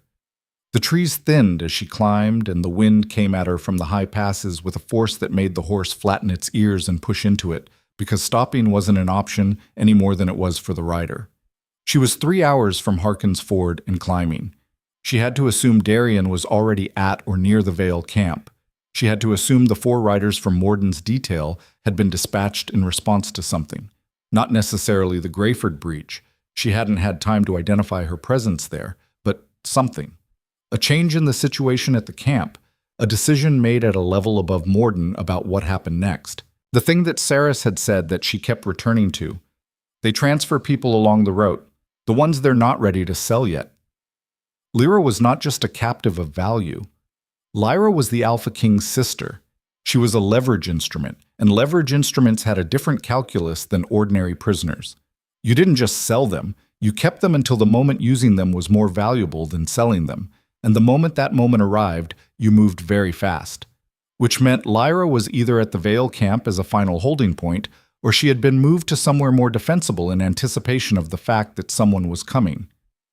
In anticipation, not in reaction. The cold of that thought was colder than the Ashvale wind. If the consortium had known Darian was coming, if the ambush 3 months ago had been designed not just to neutralize him, but to draw out his investigation while they repositioned, then everything they'd done in the last 4 days had been visible to the wrong eyes. She pushed the horse harder.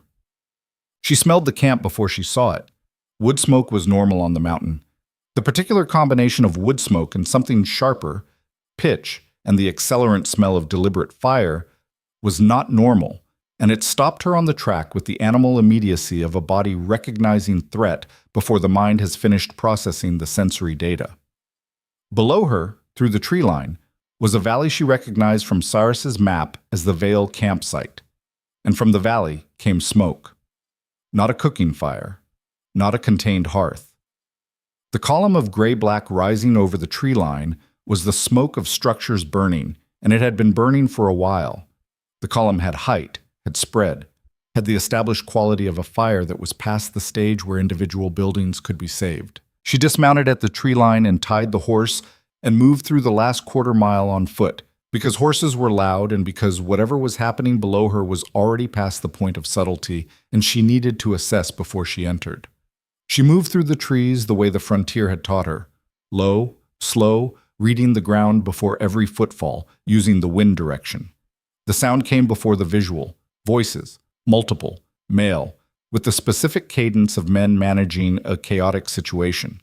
Commands being given, something heavy being moved. The iron chain sound she had last heard at the Harrow Market auction platform. She reached the tree line's edge and looked down. The camp had been, a series of modified mining structures. 2 long buildings that had been converted to holding facilities, a central structure that had served as administration, several outbuildings. The administration building was burning. One of the holding buildings was burning. The second holding building was still standing, and around it was concentrated the majority of the activity. She counted. Not 30, more. New arrivals. She could see horses she didn't recognize, a different standard of equipment, men whose bearing had the quality not of local guards, but of the consortium's longer-reach personnel. People brought in for something specific. The prisoners were being moved, in the controlled, rapid, systematic way of an operation executing a contingency plan, not panicked, not reactive, but running a protocol that had been prepared in advance. And in the center of the activity, directing the movement with a quality of authority that superseded even the new arrival's chain of command, was a man she had never seen. He was tall, not Darian's height, but close, and he wore the kind of clothes that said capital, not frontier, clean, expensive, wrong for the mountains. He carried himself with the particular confidence of a man whose wealth had insulated him so thoroughly from consequence that consequence had ceased to feel real. He was issuing orders, and the men around him were executing them, and the entire scene had the architecture of a man who had decided that the time for caution had passed and the time for decisive action had arrived. She didn't know his face. She knew, with the cold certainty of pattern recognition, that this was not Morden. Morden was the administrator, the local face, the man who managed the frontier operation. This man was above Morden. This was the consortium's actual authority, come to the frontier personally, which meant the stakes had changed in a way she hadn't anticipated. Someone at the top had decided the investment needed to be liquidated, and Darian was somewhere in this valley. She scanned methodically, forcing herself away from the urgency that wanted her to move immediately, and toward the systematic assessment that the situation required. She was a healer. She read what was in front of her before she acted on it. There, on the far side of the second holding building, half visible behind a stack of rough timber that had been part of the camp's construction supplies, two bodies on the ground, guards, not prisoners. She could tell by the equipment. Down, not dead, she thought. The specific position of someone who had been efficiently neutralized rather than killed. And a third figure crouched against the building's wall, motionless in the shadow, watching the scene in the central yard with the same focused assessment she was conducting from the tree line. She recognized his posture from 20 feet of cabin observation. He was already here. She moved down the slope and reached him without incident, which was either a product of good fieldcraft or the fact that everyone in the yard was occupied with the evacuation and not watching the perimeter, and she was not going to spend time deciding which. Darian heard her coming. She knew he did because his hand moved to the knife and then stopped, reading her step pattern before she was in visual range. And when she reached the wall beside him, he turned to look at her with an expression that went through several things very quickly before settling. "You're supposed to be at Harkin's Ford," he said. "You're supposed to have 30 guards," she said. "What happened?" 23 now, he said. 7 fewer than estimated. He looked back at the yard with the concentration of a man running numbers against time. They burned the admin building when they arrived. That was the records. Everything Saris's network had documented, gone. The transfer protocol started about an hour ago. "The man in the center," she said. "Who is he?" A pause. A very specific pause. The kind that carries weight. "Aldrich Vane," Darian said. She looked at him. "Capital Commerce Minister," he said. "Senior consortium member.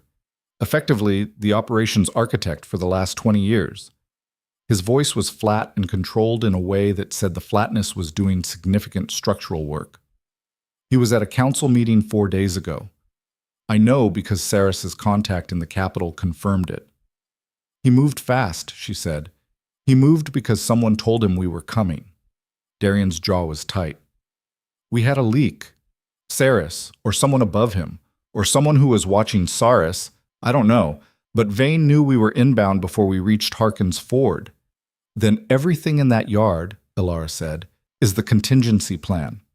Yes, move the prisoners, burn the records, take the high-value assets, and disappear before anyone with authority can respond. He looked at her. Lyra is not in the second building. I've already confirmed. The long-term prisoners... He stopped. His voice changed in a specific way on the next words, going quieter and more careful. The long-term prisoners are there, 14 of them. But Lyra was separated before the evacuation started. Cass told me, Elara said. She was moved 2 days ago. She reached into her pocket and held out the key blank. Lyra left this, hidden in the partition. Cass found it. He took it. He turned it over and looked at the mark. And she saw immediately that he recognized it. That's my mark, he said. I used it as a child. A personal seal, not the royal one. A private mark that Lyra and I used for notes. He looked up. She knew. She knew who was coming before she was moved, and she left a message. Cass also said she told the group, the maps my brother made of the eastern passes have a mark above the 3rd survey point. He went very still. I know exactly where that is, he said. She's telling you she's at the 3rd survey point, Elara said, or that she's been moved toward it. He looked at the burning administration building, then at the second holding structure, then at the yard full of Vane's men. There's a secondary facility, he said. It's not on any map because I was the one who surveyed those passes and I removed it from the official record. It was an emergency position, a place to go if the primary location was compromised. Vane knows about it, Elara said. He would. If his source had full access, he stopped. Which means Lyra is not here because they moved her to the most defensible position available, which is the one place they know I would have to come to. And they're expecting you to come alone, Elara said, based on everything their source told them about how you operate. Darian looked at her. King-shaped hole, she said quietly. A beat of silence. Yes, he said.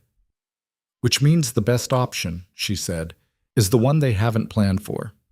He looked at the 14 people in the second holding structure, and she watched his face work through the thing that was, she knew, the real conflict, the thing that had been the structural tension of the entire operation from the moment they had stood at the road fork 2 days ago.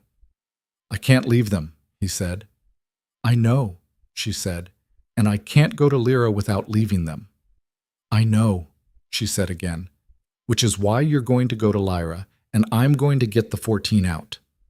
The silence had a very specific quality. "Elara, you said I wasn't going to fail," she said. "You believed it when you said it. Do you still believe it?" He looked at her for a long moment, that complete unguarded attention, in the shadow of a burning building, with 23 armed men in the yard between them and everything. "Yes," he said. "Then tell me where the second holding building's lock is compromised," she said, because she'd seen him studying the structure before she arrived. "You've already found something." He had.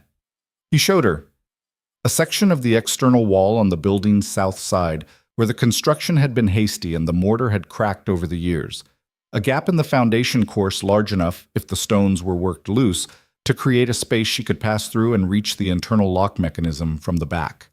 She had her probe tools. She'd opened the Greyford lock in 4 hours. This one was simpler. A bar lock, not a combination, just a heavy iron bar on internal brackets. 15 minutes, she estimated. Maybe 20. "The yard changes in 12, he said. "There's a guard rotation happening. I know, I saw it from the tree line. I'll be through before it completes." She looked at him. "The secondary facility. How far?" 2 miles northeast. There's a ravine track, Cheyenne, not visible from the main trail. It comes out above an old cave system that the survey listed as geologically unstable and was abandoned. He reached into his coat and pulled out a folded piece of paper, the map he'd been carrying since Harkin's Ford, worn at the folds, and indicated a point. "Here." She memorized the position in the way she memorized anything important, completely, once, with her full attention. She had her father's memory for spatial information.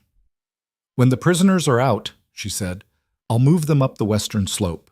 There's forest cover all the way to the high track. We won't be visible from the yard. I'll send them down to Harkin's Ford on the long route." She looked at him. "Then I'm coming to the secondary facility." "No," he said. "Darian. Elara." His voice was quiet and had a quality that was different from any version of that voice she'd heard before. Not commanding, not strategic, but something more fundamental and less negotiable than either. "I need to know you're clear. He stopped. Worked through something internal, with the visible effort of a man for whom certain admissions required genuine effort. "I cannot go into that facility and think about whether you're safe at the same time. I need the two things to be separate." She looked at him. "That's the most honest thing you've said to me," she said.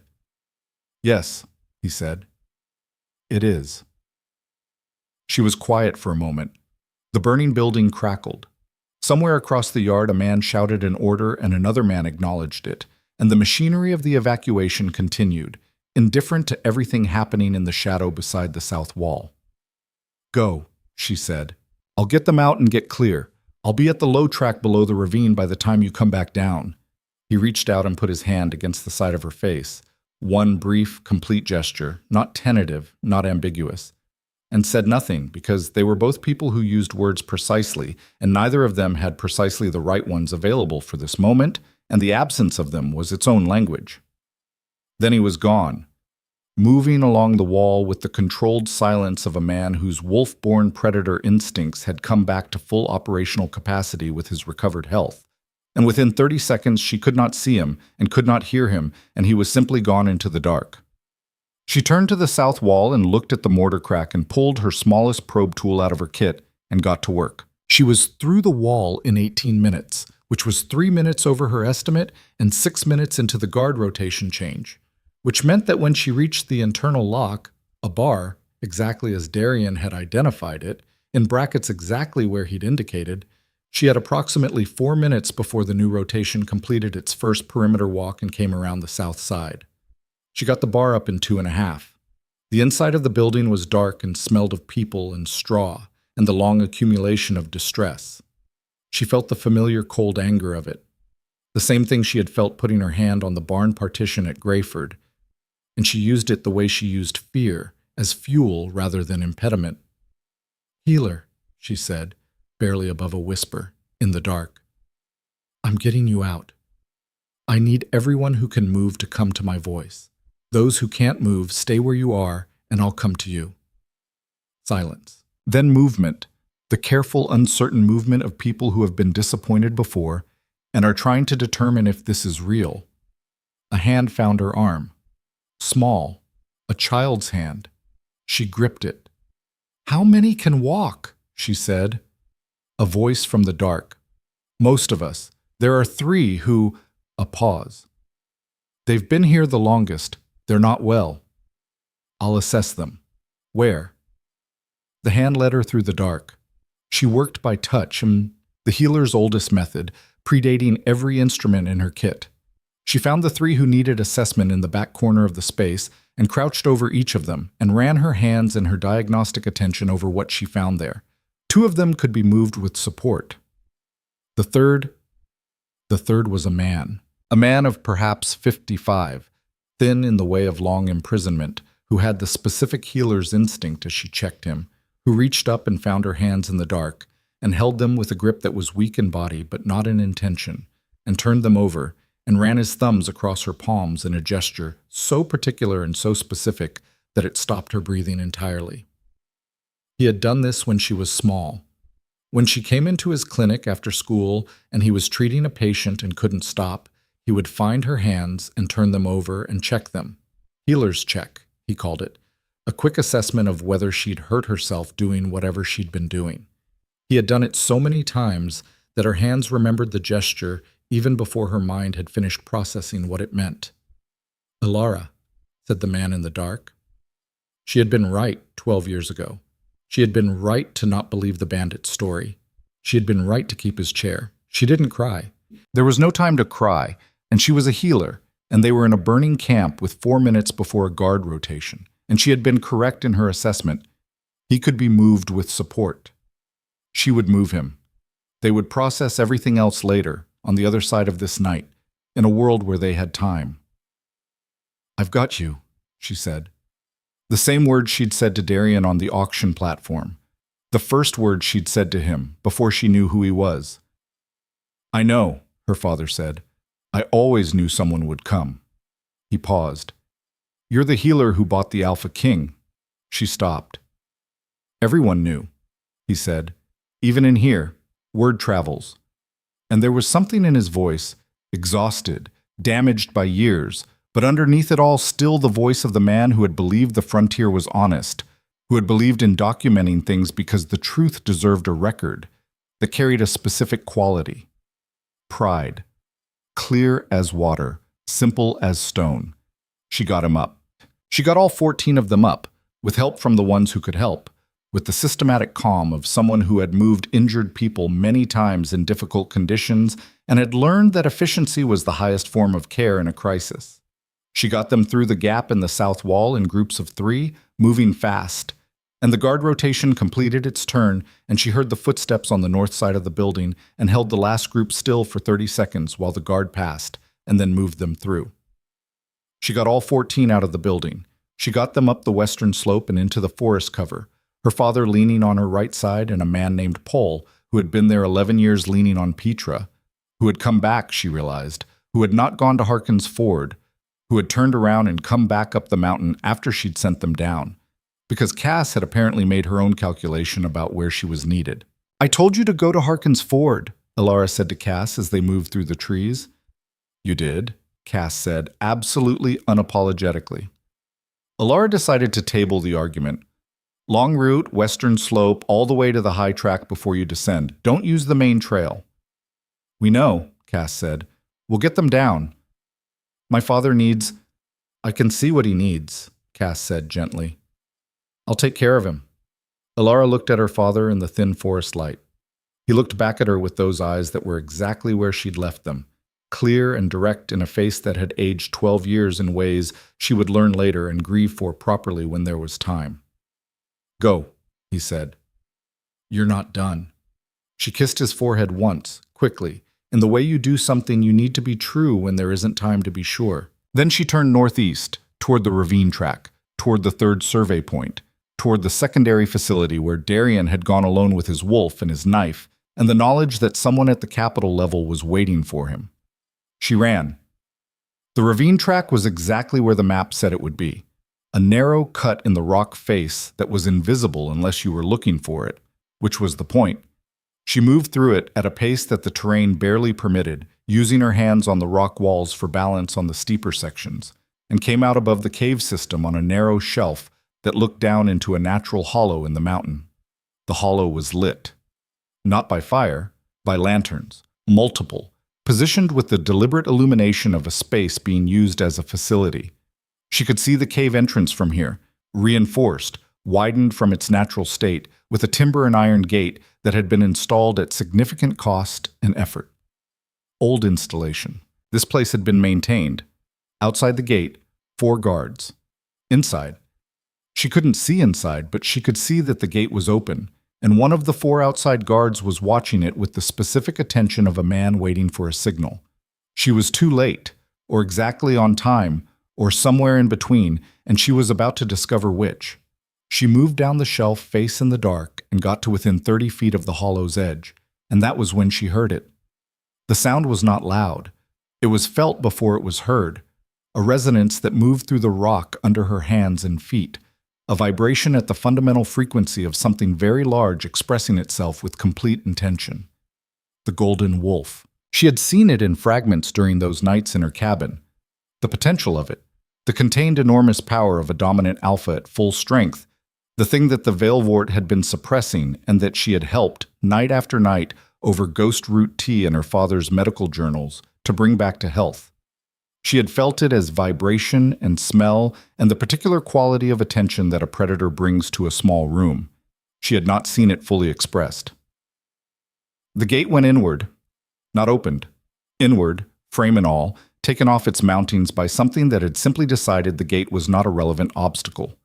And through the opening, in the lantern-lit hollow, the golden wolf moved.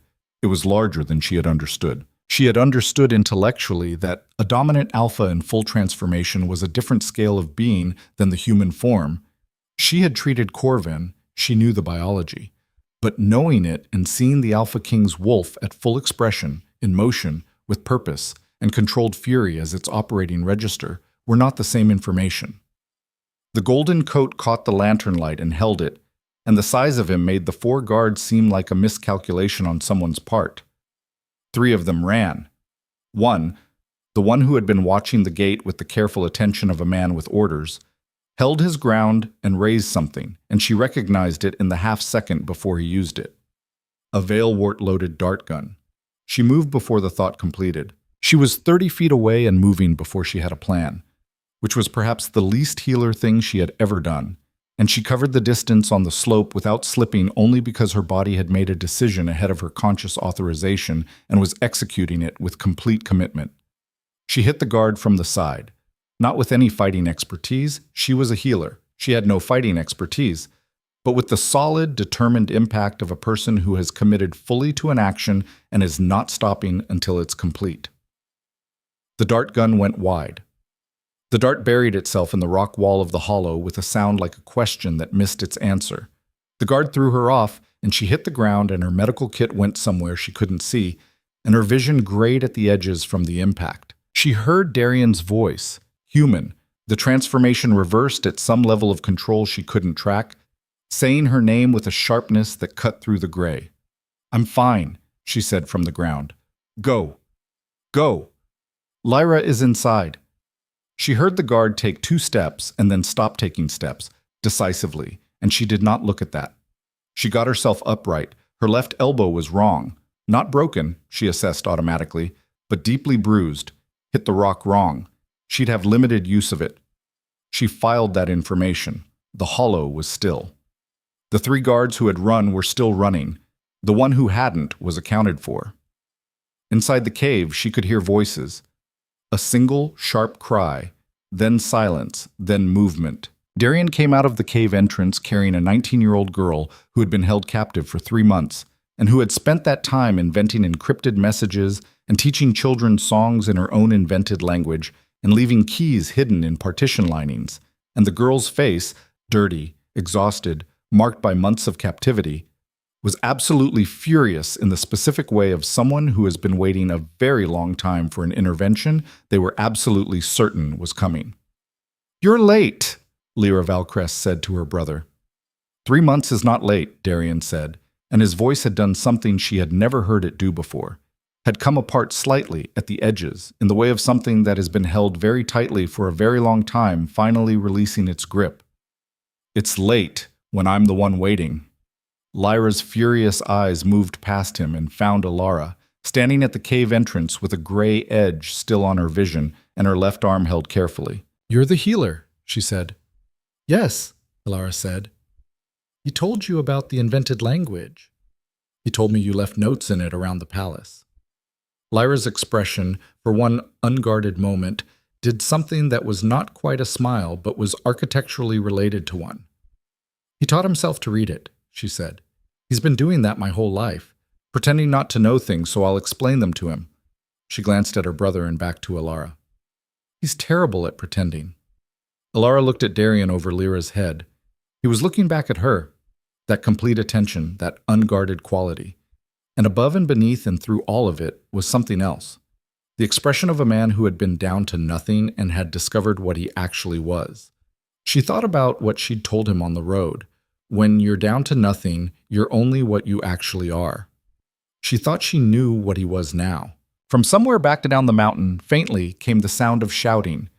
Vane's men, she thought, discovering the breach in the holding building's south wall. Discovering 14 empty spaces where 14 people had been. They were still in the mountain. Aldrich Vane, the commerce minister, the consortium's architect, the man who had burned the records and moved the assets and come to the frontier personally to manage the collapse of 25 years of careful criminal infrastructure, was still down there, and he knew where they were. Darian set Lyra gently on her feet. His sister stood without assistance, chin up, with the infuriating composure of someone who had decided that captivity was a logistical problem rather than a defeat. He looked at Elara. "Can you move?" he said. "Yes," she said. "Your arm. I know what it is. I can move." He held her gaze for 1 second longer. Then he looked up the ravine, up the mountain, toward the high track, toward the route she'd mapped for the others. Below them, the shouting was getting closer. "Then we move now," he said. They moved. The ravine track was harder going up than it had been coming down, and it was considerably harder with 3 people instead of one of whom was 19 years old and had been held in a cave for 3 months and was operating on the specific fuel source of rage and principle rather than anything resembling physical reserves. Lyra Valcrest did not complain. She climbed with her jaw set and her eyes forward and her hands finding the same rock holds Elara used, watching and replicating with the quick study efficiency of someone who had spent 3 months with nothing to do but think and observe and prepare for exactly this kind of moment. She didn't ask to rest. She didn't slow. She bled from a cut on her left hand that she had apparently sustained before they'd arrived and had not mentioned, and when Elara caught it in the thin early dawn light and reached for her kit, Lyra said, "Later," in a tone that foreclosed negotiation. "It needs pressure at minimum," Elara said. "Then wrap it while we walk." Elara wrapped it while they walked. She was, she reflected, developing a pattern of treating patients in motion on difficult terrain, which was either an impressive skill or a sign that she needed to make better decisions about which patients she associated with. Below them, the shouting had organized itself into something more purposeful. She could hear the specific acoustic quality of a search pattern, men spreading into the tree line in a coordinated sweep rather than the earlier reactive noise of discovery. Vane's people were professionals. They were not panicking. They were executing. "How many came with Vane?" Darian said, not looking back, his attention on the track above and the sounds below simultaneously. 12, Lyra said, plus the camp's standing guard, what was left of it after you came through. They had a communication protocol. I heard them using it when they moved me. Coded signals on a flag relay. She paused to find a handhold. "There's a relay station on the eastern ridge. If they've used it, they've already sent to the capital. Vane is the capital, Darian said. Vane is a capital, Elara said. He's not the only one. There are 4 others on the consortium's operational council. If he's sent a flag that the operation is compromised, the other 4 will have already begun their own containment protocols. Elara was listening to this, and climbing, and calculating. What does containment mean in that context? It means destroying evidence, Elara said. Every document, every account record, every person who can testify. A beat. They kept me alive because I'm leverage. The moment I'm no longer leverage because Darian has me back, I become a liability. The records were already burned, Elara said. Vane burned the ones at the camp, Lyra said. The primary archive isn't here. Both Elara and Darian stopped moving at exactly the same moment. Lyra looked between them with the expression of someone who had been waiting 3 months to deliver this particular piece of information and had been saving it with the same discipline she'd applied to everything else. Where? Darian said. There's a property outside the capital, Lyra said. A legitimate holding company. On paper it imports cloth and exports timber. It's been operating for 22 years. The primary documentation for the entire consortium's operation is archived in its lower storage facility. She looked at her brother. I know this because Vane told me. Deliberately. 6 weeks ago, when he was still under the impression that telling me was safe because I wasn't going anywhere. He wanted you to know he was untouchable, Elara said. Yes, Lyra said. He's been doing that for 20 years. He's very good at making people feel the weight of how completely they're at his mercy. A pause that had an edge in it. He miscalculated in my case. Darian looked at his sister for a long moment, and in his expression was something that Elara thought only people who loved someone very specifically could read. A combination of recognition and relief, and the particular pain of someone who has been afraid for a long time suddenly understanding that the thing they were afraid for had been entirely capable of managing its own survival. The property name, he said.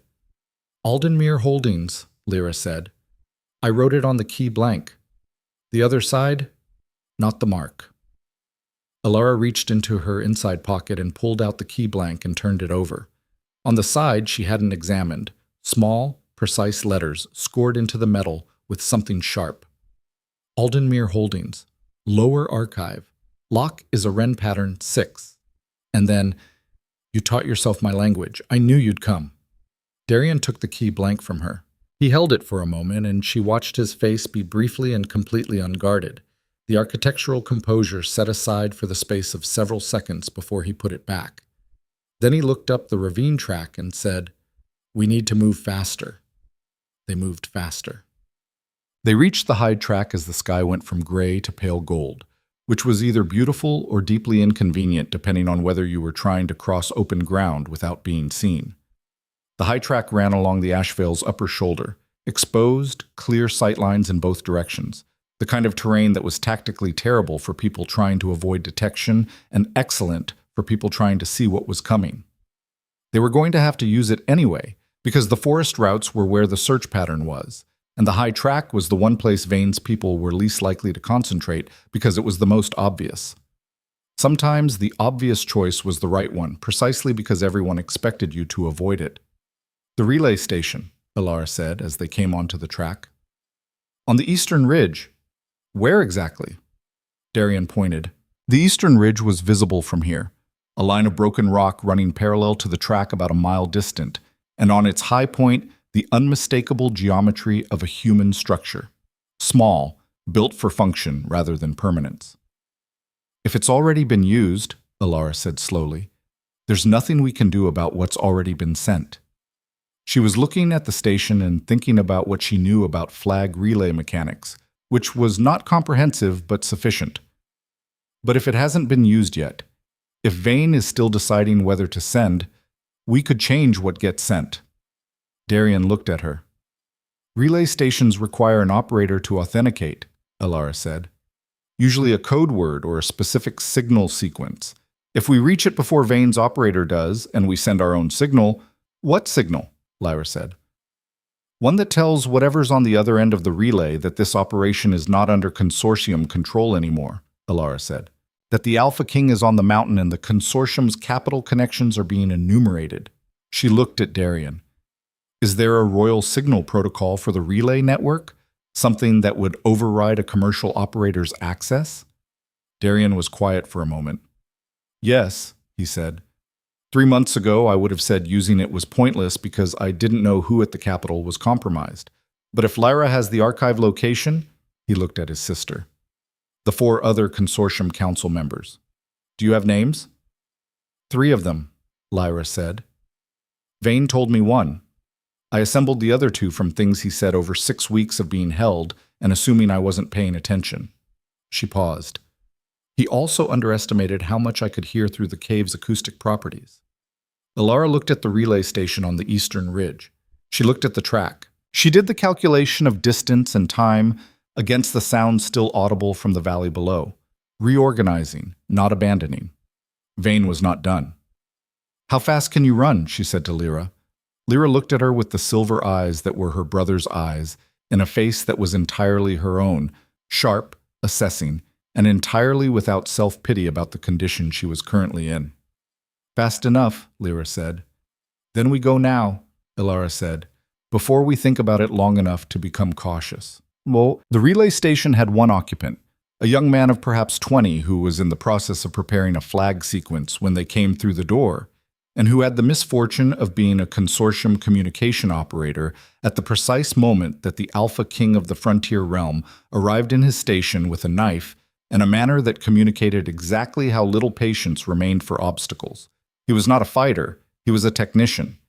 He understood his situation within approximately 4 seconds of them entering the room and sat down without being told and put his hands flat on the table in the universal gesture of a person who has decided that the next thing they do is exactly what they're told.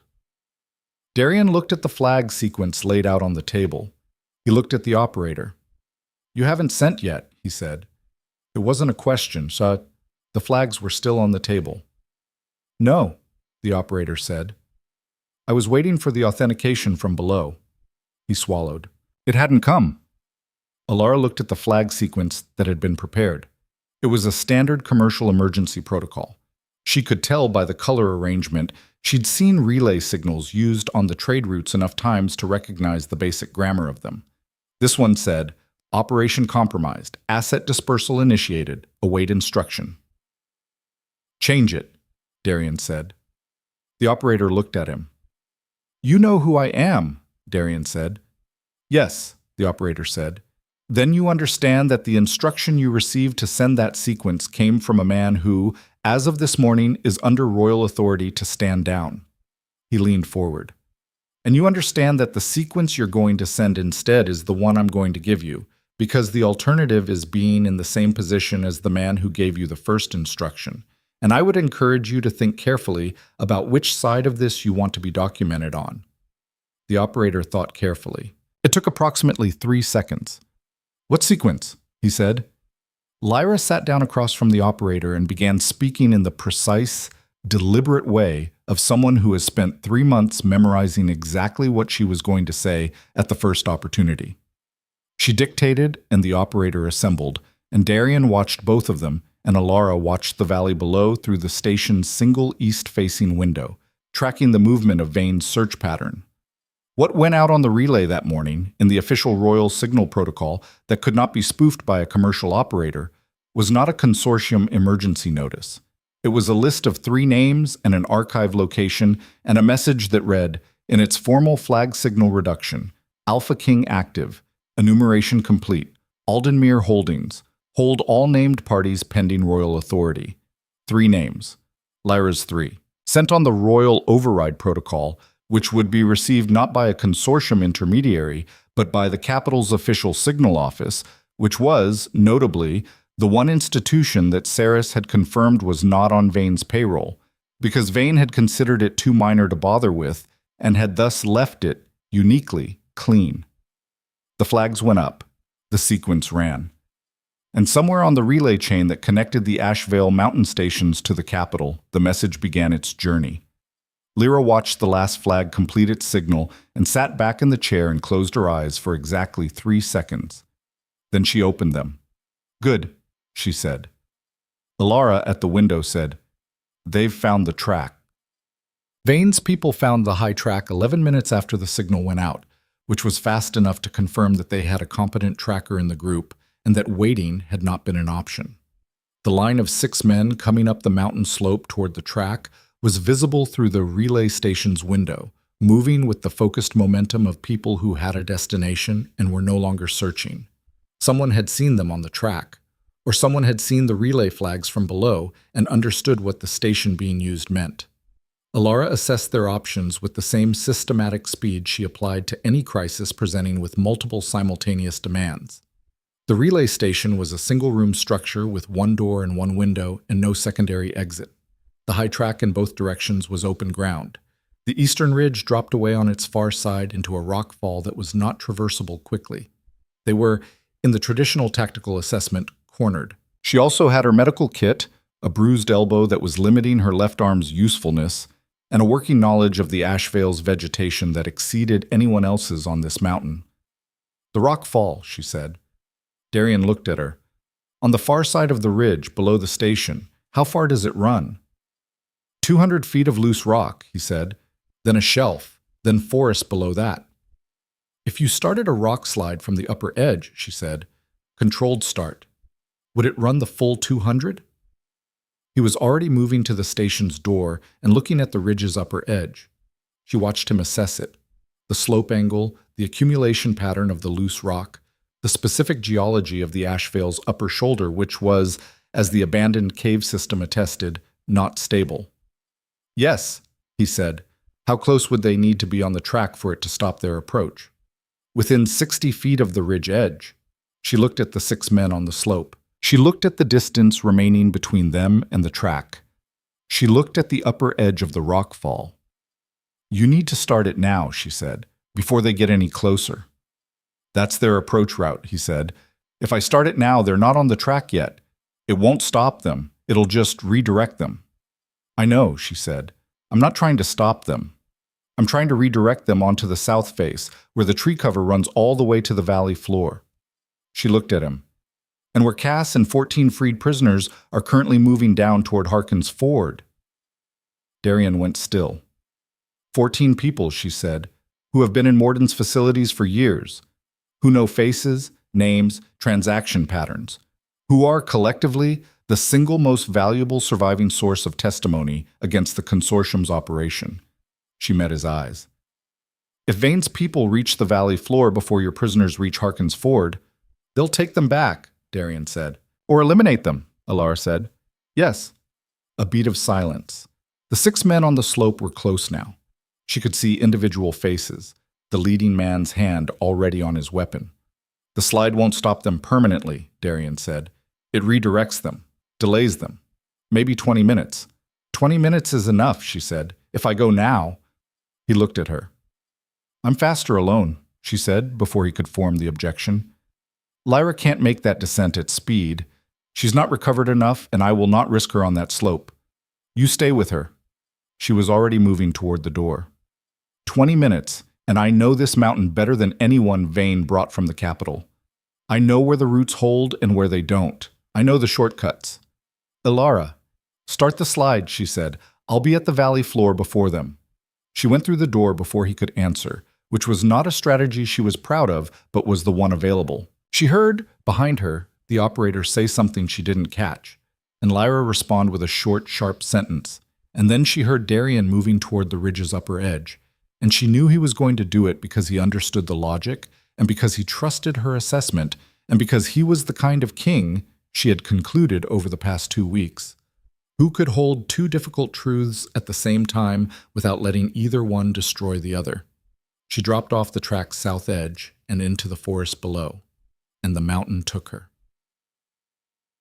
She ran the way she had learned to run on the Ashvale, not straight down, which was how people broke ankles, but diagonally, cutting across the slope in long traverses that managed the grade and kept her feet under her. She knew these forests. She had climbed them annually for the ghost route that grew only in the Ashvale's shadow, and she had mapped them in the particular way that a person maps terrain they move through alone and need to navigate home from, which is more thorough and more honest than any cartographer's survey. She heard the rock slide start behind and above her, a deep initial crack, then the rolling, building sound of stone finding its downhill intention. And she felt it through the soles of her feet, even on the south face, the mountain registering the event. She didn't stop to look back. The shortcut she was aiming for was not on any map. It was a dry creek bed that ran straight down from the high shoulder to the valley floor, cutting through the forest in a channel that was passable on foot and barely. And she had clocked it twice during herb gathering seasons, knew exactly where the bad footing was, knew where it widened and where it pinched. It took 2 minutes off the standard descent route. 2 minutes she needed. She reached the creek bed and went down it at the pace of someone who had decided that caution was a resource to be deployed selectively. And right now, selectivity said, "Not here, not now, move." Below her, the valley floor.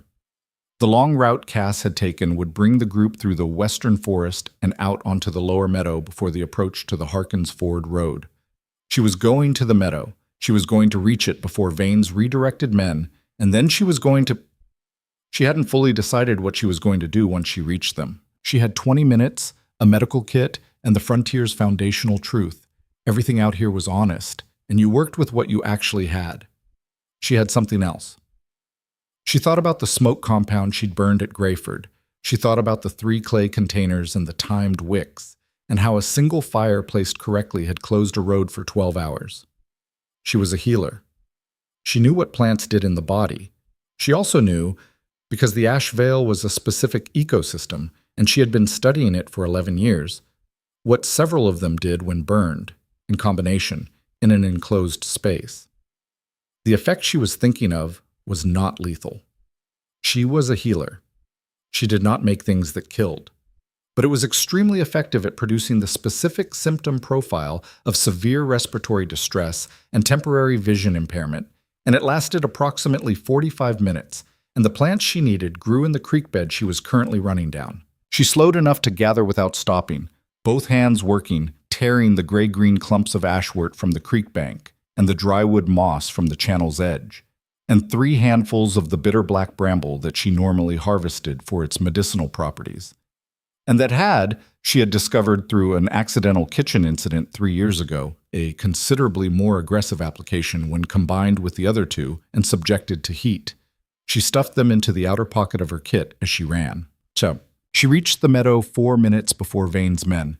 She knew it was 4 minutes because she could see them at the forest's edge on the far side, coming down the slope at speed, redirected from the track exactly as she'd planned, and moving toward the meadow with the focused momentum of people who had a clear sightline now and knew what was in front of them. Cass's group was in the meadow, 14 people moving at the speed of the slowest among them, which was her father, who was moving at the speed his 12-year-old body could manage after 12 years of imprisonment, which was not fast enough. Elara ran across the meadow toward the group, calculating as she moved. The meadow's western edge met a low stone wall, old boundary marker, the kind the original settlers built and nobody removed. The wall ran north to south, shoulder height, solid enough to provide cover and to channel movement. If Vane's men came through the meadow's eastern entrance, the wall was between them and the group. "Cass," she said, reaching them. Cass looked at her and did not ask questions. "Get everyone behind the wall, now. Move them quickly and quietly, and don't stop until you're past the northern end." She was already pulling the gathered herbs from her kit pocket, separating them, measuring by eye, with the rapid assessment of someone who has been calculating dosages by hand for 11 years. "Take my father. Don't let him stop." Her father looked at her from Cass's side. He had been moving without complaint, which was both the thing she'd expected of him and the thing that broke her heart a little, because she remembered a man who had never needed to be that kind of stoic. "Elara," he said. "I know," she said. "Keep moving. I'll be right behind you." He held her gaze for 3 seconds, reading her the way she had learned to read patients, with the diagnostic attention of a healer, father to daughter, and then he nodded and moved. She built the fire in 40 seconds, in the gap in the stone wall where a section had crumbled. A contained space, good draft, perfect geometry. The ashwort and drywood moss caught easily. She'd been right about the dry season's effect on them. The bitter black bramble she added last, in 3 separate handfuls, and the smoke that came up was immediately distinctive. Gray-green, acrid, with the specific sharp note that she knew from experience cut straight to the respiratory system.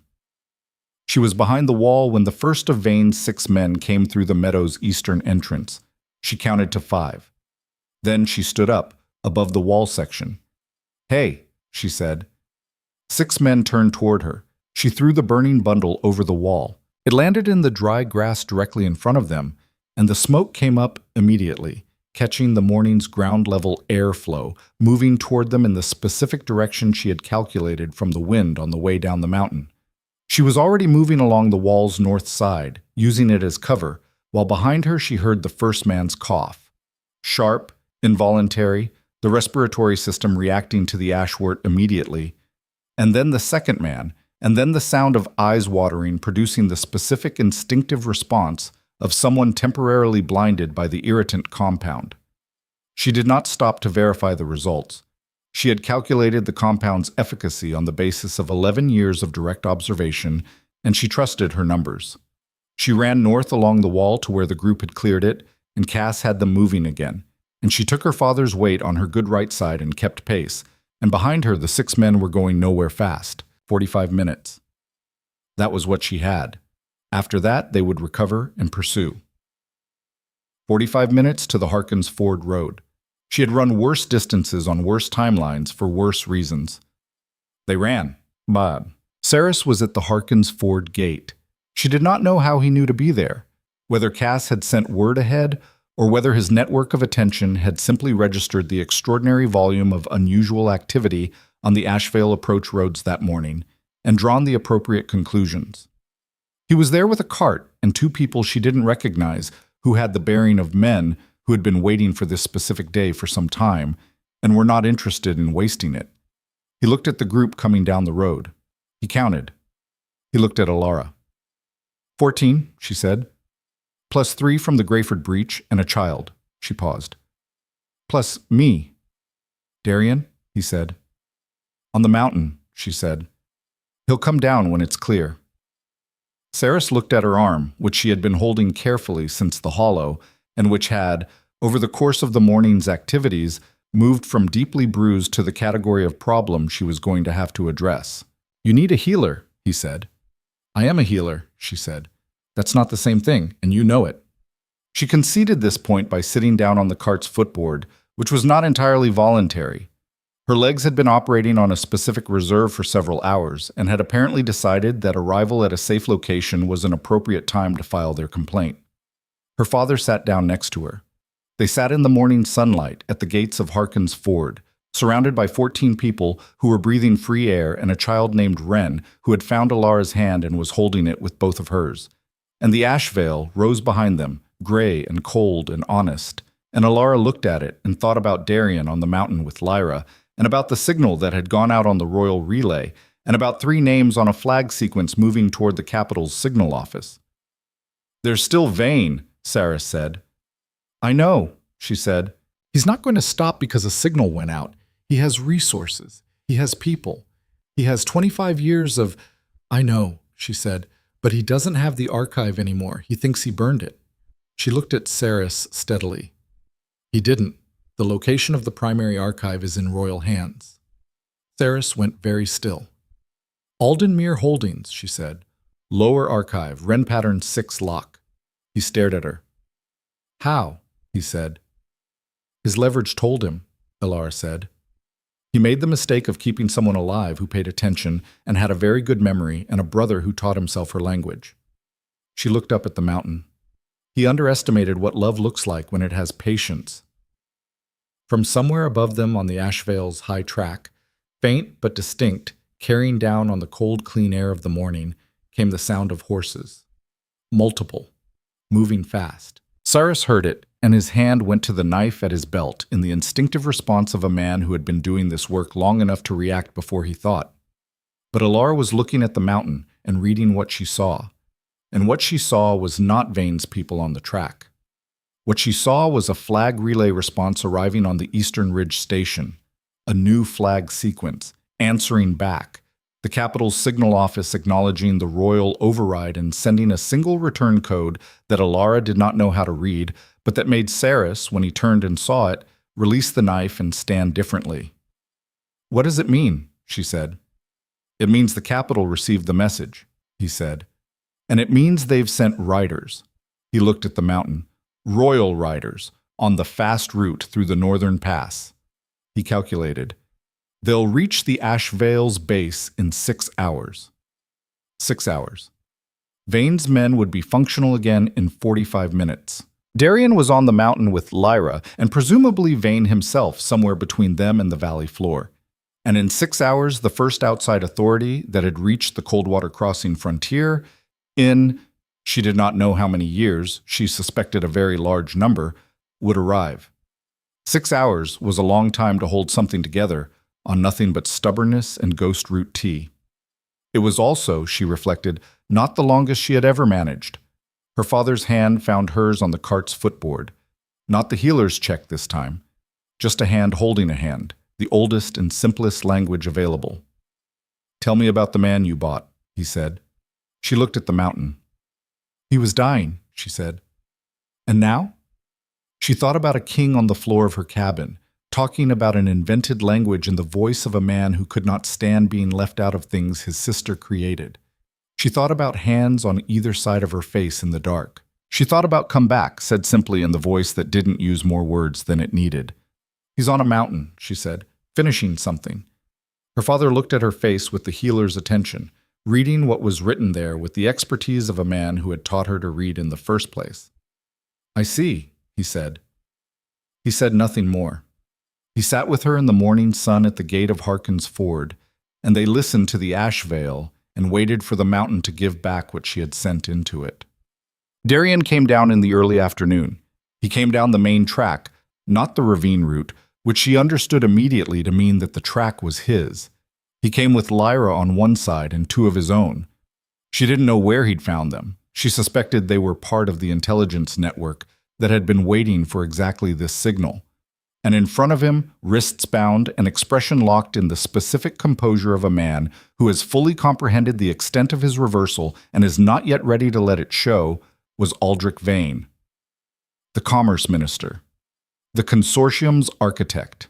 25 years of careful, documented evil, walking down a mountain road with his hands tied. The crowd that had gathered at Harkin's Ford's gate, because crowds gathered in border towns when something extraordinary was coming down the road, and the relay signals and the freed prisoners and the smoke still visible on the Ashvale's south face had told the town that something extraordinary was definitely coming, went quiet in the way of people absorbing something they will describe for the rest of their lives.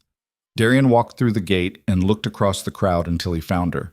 She was standing because sitting had started to feel like a statement she didn't want to make when he arrived, her arm in the improvised support wrap she'd applied to herself an hour ago, with her one fully functional hand and her teeth, which had required a degree of creative problem-solving she was not going to describe to anyone. He walked directly toward her through the crowd, and the crowd moved for him with the reflexive deference of people who can identify authority when it's moving at them with intention.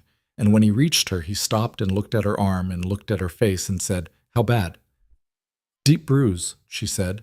"Possible stress fracture in the ulna, but I don't think so. I need to splint it properly." "You haven't yet?" "I've been busy," she said. "You've been—" He stopped, made a very controlled adjustment of his expression. "Sit down." "I don't need—" "Elara," he said. "Sit down." She sat down. He sat across from her and took her left arm in both hands with the specific, careful grip of someone who has been paying attention for 3 weeks to the way she works, reading the structure of it the same way she had taught him to assess a patient's response to touch, watching her face, not his hands, because the face told the true story. "Here?" he said, "slightly south." "Here." "Yes. That's— yes." He held it still, not doing anything, just holding it, with the steadiness that had been his most consistent quality since she dragged him off an auction platform, and she felt the pain acknowledge the pressure and settle slightly. The body's response to a firm and intentional touch from someone it had decided to trust. She was aware of the crowd. She was aware of Cyrus watching from 12 feet away, with an expression that said he was filing this information under a category he would return to. She was aware of Lyra, sitting on a cart nearby with water in her hands, and watching her brother and the healer with the specific observational intensity of someone who had been paying close attention for significantly longer than the morning. She was not particularly concerned about any of it. "The riders from the capital will be here in 4 hours," Darian said. "I know." "Vane will be remanded to royal custody. The other names from Lyra will be acted on." He paused. "The archive. Aldenmere Holdings," she said. "Lyra has everything they need." "Yes." He looked at her arm. "We have enough to close the entire operation. Every layer, every name." His voice was carefully steady. "What your father documented, the original evidence, combined with what Lyra was able to compile in 3 months of captivity, it's complete. It's more than complete." She absorbed this. 12 years, 25 years. The weight of all the years behind that number. All the people, all the silences, all the roads closed to anyone who tried to document what was happening on the frontier. "It's over," she said. Not a question. "The operation is," he said. "The work of accountability will take longer. It always does." He looked up from her arm. "But yes, what they built, it's done." She looked at the mountain. She thought, the frontier is honest. Everything that exists here does so in the open. The cold was still cold. The distance was still distance. And what was true was simply true. Standing in the open air with no walls to hide behind. Her last coin had bought a king. And the king had brought her father home. She felt her father's hand on her shoulder from behind her. He had come to stand there quietly at some point in the last few minutes, in the way that people who love each other move into proximity without announcement when something important is happening. And she put her right hand over his without looking back at him, and looked instead at the man sitting across from her, holding her arm still, watching her face with the complete and unguarded attention that was, she had decided, among the most disarming things she had ever encountered. "When this is over," she said. He looked at her. "You said to ask you when it was over," she said. "What you are." The crowd moved around them. Harkin's Ford made its midday noises. The ash veil rose at their backs, gray and cold and honest. "I think," Darian said, slowly and with the precision of someone choosing words from a very small and very important set, "that I am someone who built a king-shaped wall around himself for 30 years and met a healer who had been walking through walls her entire life, and that I'm still learning what's on the other side of it." She looked at him. "That's a very long way of not answering the question," she said. "It's the honest answer," he said, "which I understand is the appropriate standard out here." She held his gaze for a moment. Then she said, "It'll do." Behind her, her father made a sound that was not quite a laugh but was the structural relative of one, and she chose not to acknowledge it because acknowledging it would require addressing what it meant, and she had reached her quota for addressing things for one day. But she didn't look away from Darian, and he didn't look away from her. And the frontier held them both in its honest light, the healer and the king sitting in the gate of a border town with 4 hours until the world began to change. And what existed between them existed in the open, the way everything on the frontier did, without walls and without apology. The royal riders arrived in 3 hours and 50 minutes, which was 10 minutes ahead of the estimate, and spoke to the kind of urgency that a relay message bearing the Alpha King's personal override code produced in people who understood what it meant. There were 12 of them, in the silver and gray of the Royal Frontier Division, and they came through the northern pass at a pace that had clearly been maintained for the better part of a day, without the horses getting a vote on the matter. Their captain was a woman named Sarah Voss, tall, weathered, with the specific bearing of someone who had spent 15 years enforcing the king's authority on the frontier and had long since stopped being surprised by anything the frontier produced. She had not, however, been prepared for the precise scene at Harkin's Ford's gate, a commerce minister in restraints, 14 freed prisoners in various states of recovery, a healer with her arm in an improvised splint, and the Alpha King himself sitting on a cart footboard holding said healer's arm still with both hands, while a 19-year-old princess dictated names and dates to a cloth merchant in a back room above a glassblower's shop. Voss pulled her horse to a stop and looked at Darian and said, in the flat voice of a professional who has learned to present her emotional responses as administrative assessments, "Your Majesty, we received the relay." "Clearly," Darian said, "you've been missing for 3 months." "I'm aware." "Half the capital thinks you're dead." "The other half?" he said. Voss's expression moved very slightly. "The other half thinks you're doing something they're not going to like." A pause. Based on current evidence, the second half was correct. Elara watched this exchange and thought that she understood, for the first time with full clarity, what Darian had meant when he said he didn't know who in his council to trust. Voss was looking at him with the expression of a woman who had maintained her post and her integrity for 3 months, while the machinery around her was doing things she had insufficient authority to stop, and the relief in her face, kept carefully back, professional but present, was the relief of a person who has been waiting for permission to act and has finally received it. "The prisoner," Darian said, indicating Vane. "He is to be held under direct royal custody. No intermediary. No delegation of authority. You personally, Voss." Voss looked at Vane with an assessment that was neither hostile nor friendly, but was absolutely certain of its legal footing. "Yes, Your Majesty," she said. "The archive," Darian said. "Aldenmere Holdings, outside the capital, the lower storage facility. I want it sealed before any of the named parties have an opportunity to—" "Riders are already en route," Voss said. "We sent a secondary message from the relay station at the northern pass when we crossed it. The archive will be sealed within the hour." She paused. "The 3 names your sister sent, 2 of them are already in custody. The 3rd surrendered voluntarily this morning." She looked, for the first time, slightly uncertain. "He says he has a prepared testimony. He's been waiting apparently for 2 years for an opportunity to provide it." "Someone inside the consortium," Elara said. Voss looked at her, assessingly, without hostility. "Someone inside who couldn't find the right door to knock on," Voss said.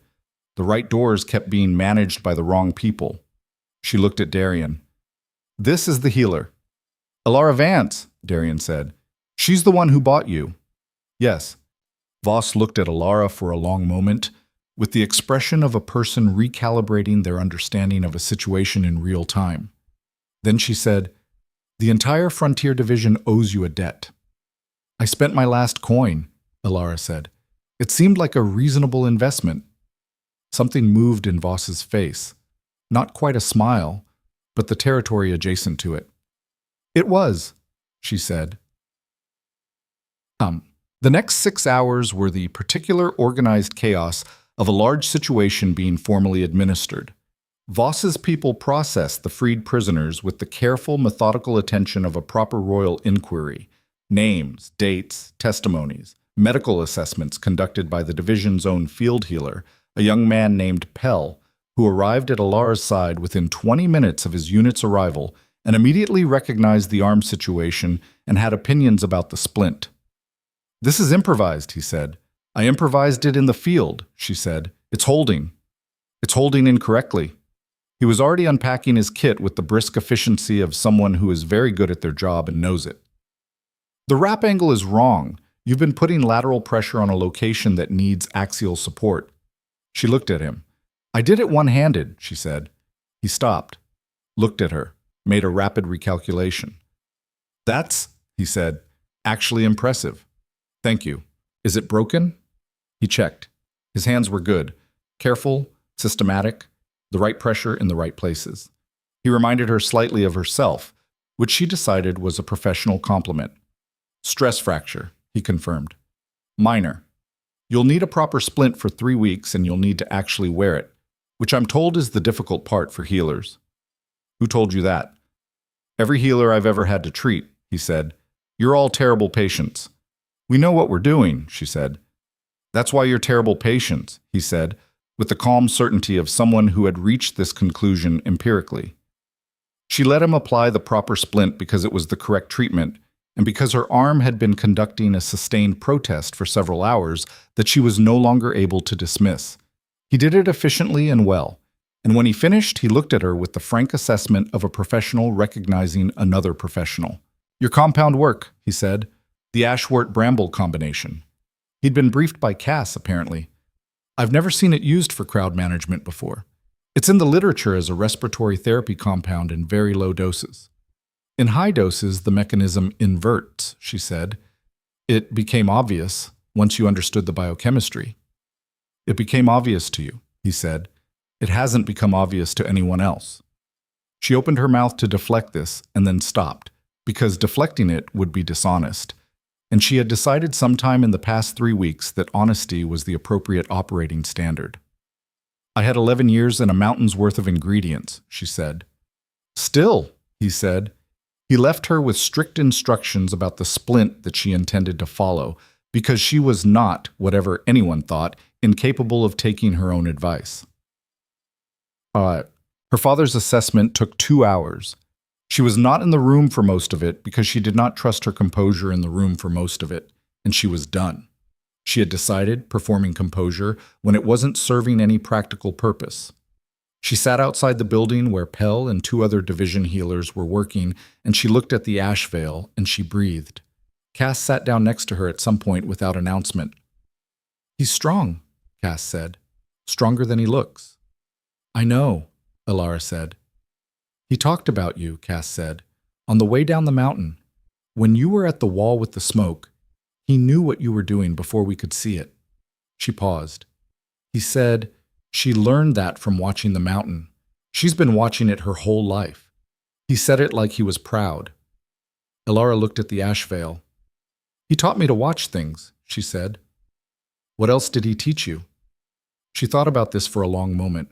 About the cabin at the edge of town that had been her inheritance, 2 rooms, a door that didn't quite close right, walls hung with herbs in the dark of autumn. About a wooden box of instruments. About a chair that had stayed empty. That a thing worth doing is worth documenting, she said. That names matter, dates matter. That the difference between justice and injustice is often just whether someone was willing to write something down. She paused.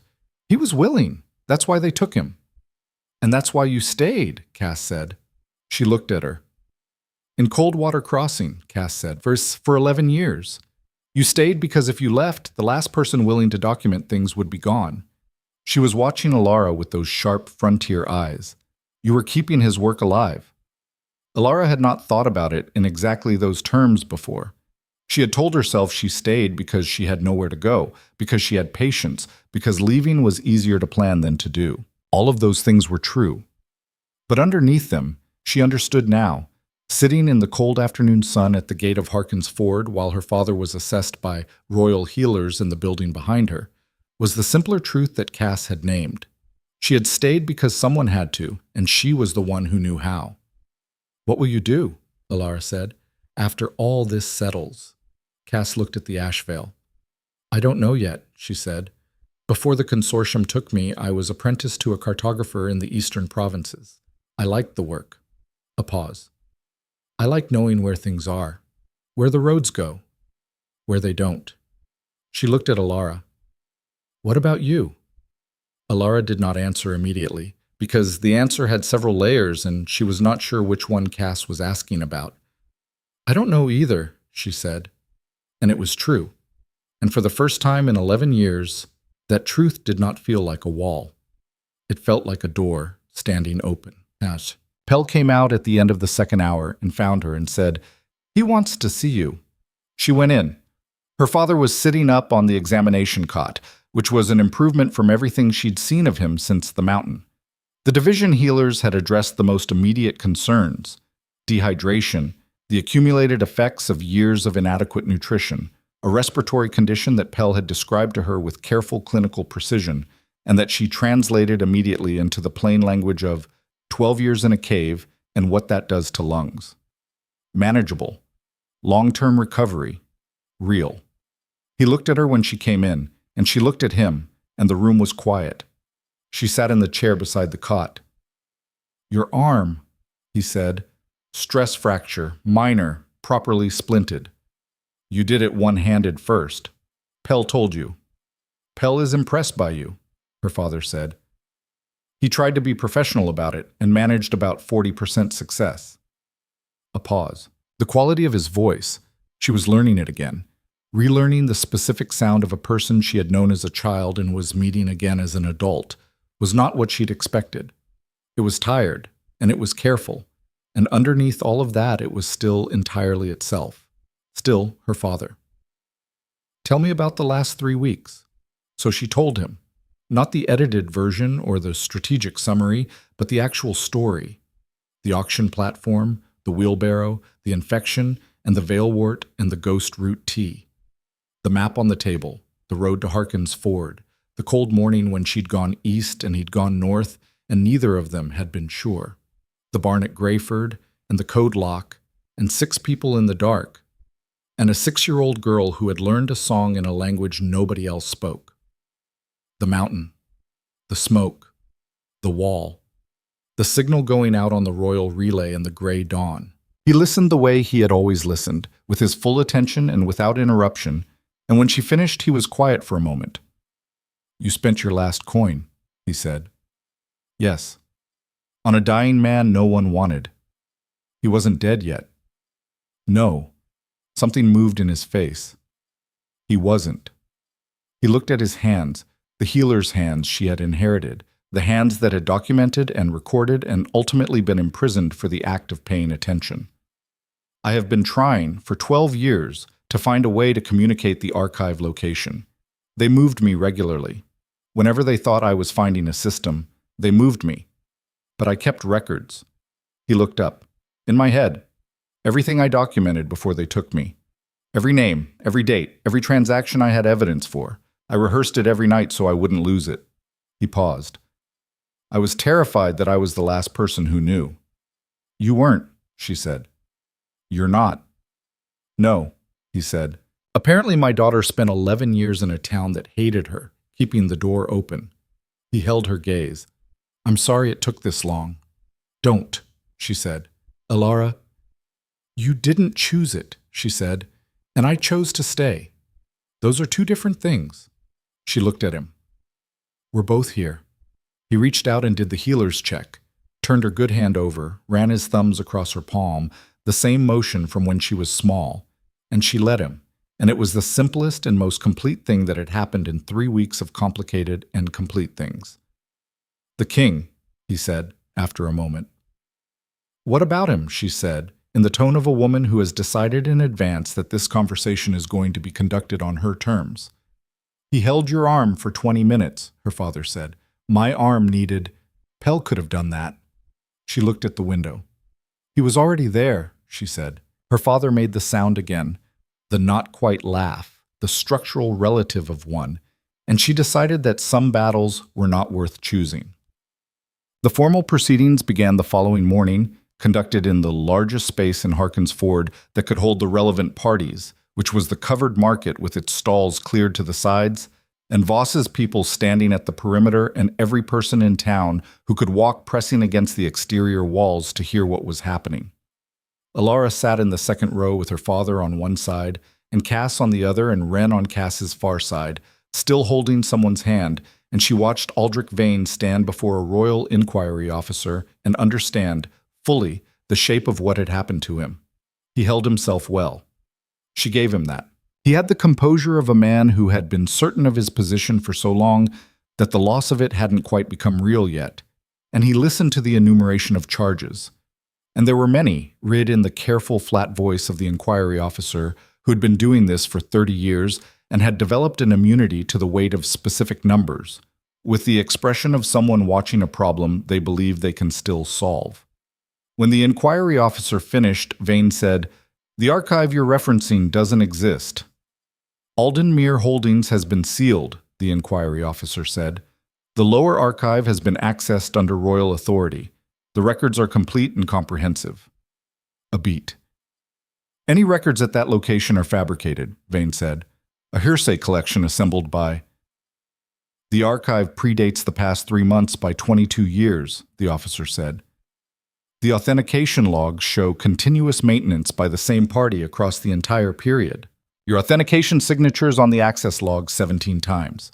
He looked at Vane with the expression of a man who has been in this room many times and knows exactly when the door has closed. "The records are not hearsay. They are documentary evidence of the highest evidentiary standard. A long silence. Furthermore, the officer continued, the testimony of 14 freed prisoners corroborates the documentary evidence at 47 distinct points. The testimony of a royal prisoner, Sir the Princess Lyra Valcrest, corroborates it at an additional 23. He paused. And the testimony of a healer named Elara Vance, whose father was imprisoned by this operation 12 years ago for the specific act of attempting to document it, corroborates the original foundation of the entire evidentiary record. Elara felt her father's hand tighten slightly on her arm. Vane looked across the room. His eyes found her. She felt it before she saw it. The specific quality of a man locating the fulcrum of his reversal. She met his gaze without looking away. She was not performing courage. She was not constructing anything. She was sitting in a chair in a covered market in Harkins Ford, with her arm in a splint and her father beside her, and the particular quality of a person who has been to the bottom of everything they owned and come back up carrying something true. And she looked at the man who had built 25 years of empire on the silence of people like her father, and she simply looked at him with everything that she was, and it was enough. He looked away first. The inquiry finds sufficient cause for remand to the capital on all enumerated charges, the officer said. Aldrich Vane remanded. He closed the document. Proceedings concluded. Harkins Ford was very quiet for exactly 3 seconds. Then it wasn't. The celebration was the frontier kind, which meant it was unself-conscious and loud and involved food that people had been saving for something and a fire that was larger than strictly necessary and nobody asking permission for any of it. Elara sat at a table near the fire, and people came to her. The freed prisoners, the town's residents who had heard the story and assembled their understanding of it over the course of the day. Voss's riders who had the professional frontier person's appreciation for unconventional operational solutions. And she talked to all of them and ate the food that kept appearing in front of her and watched Wren, across the fire, asleep in her mother's arms with her face entirely at peace for the first time since Elara had met her. Lyra found her an hour into the evening. The princess sat down across from her without ceremony, which Elara was beginning to understand was characteristic. Lyra Valcrest approached everything directly, without the performance of protocol, in the way of someone who had decided early in life that pretense was a waste of time that could be spent on more interesting things. I owe you a considerable debt, Lyra said. You don't, Elara said. You got yourself out. I just happened to provide the exit. You provided the exit after spending your last coin crossing 2 mountain ranges, opening 2 combination locks, running a pursuit diversion with improvised smoke compounds, and carrying my brother's wolf back to life from a veilwort suppression in a 2-room cabin with ghost root tea. Lyra looked at her. The framing of I just happened to provide the exit is, with respect, insane. Elara looked at the fire. He told you about the cabin, she said. He told me everything about the cabin, Lyra said. He described your herb arrangement. He described the medical journals. He described the chair. A pause. He described you. What did he say? Lyra was quiet for a moment, and the quality of the quiet was different from her usual directness. More careful, more considered, the way someone handles something they understand is fragile. He said, Lyra said slowly, that you were the first person in his adult life who had looked at him without the king first. She paused. Who had seen the person before the position, who had treated him exactly as he was, broken and anonymous and worth nothing to anyone in that market, as someone worth the last coin. She looked at Elara. He said it like it was the most significant thing that had happened to him. And I have known my brother for 19 years, and I know what significant looks like on his face, and it looks like how he talks about you. Elara sat with this. He also, Lyra said, with the slight shift in register of someone appending something, is terrible at saying the important things directly. I say this with full sibling authority and complete accuracy. He will circle the important thing for an unreasonable amount of time before arriving at it. I've noticed that, Elara said. I'm telling you not to let him, Lyra said, in case it becomes relevant. Elara looked at the princess.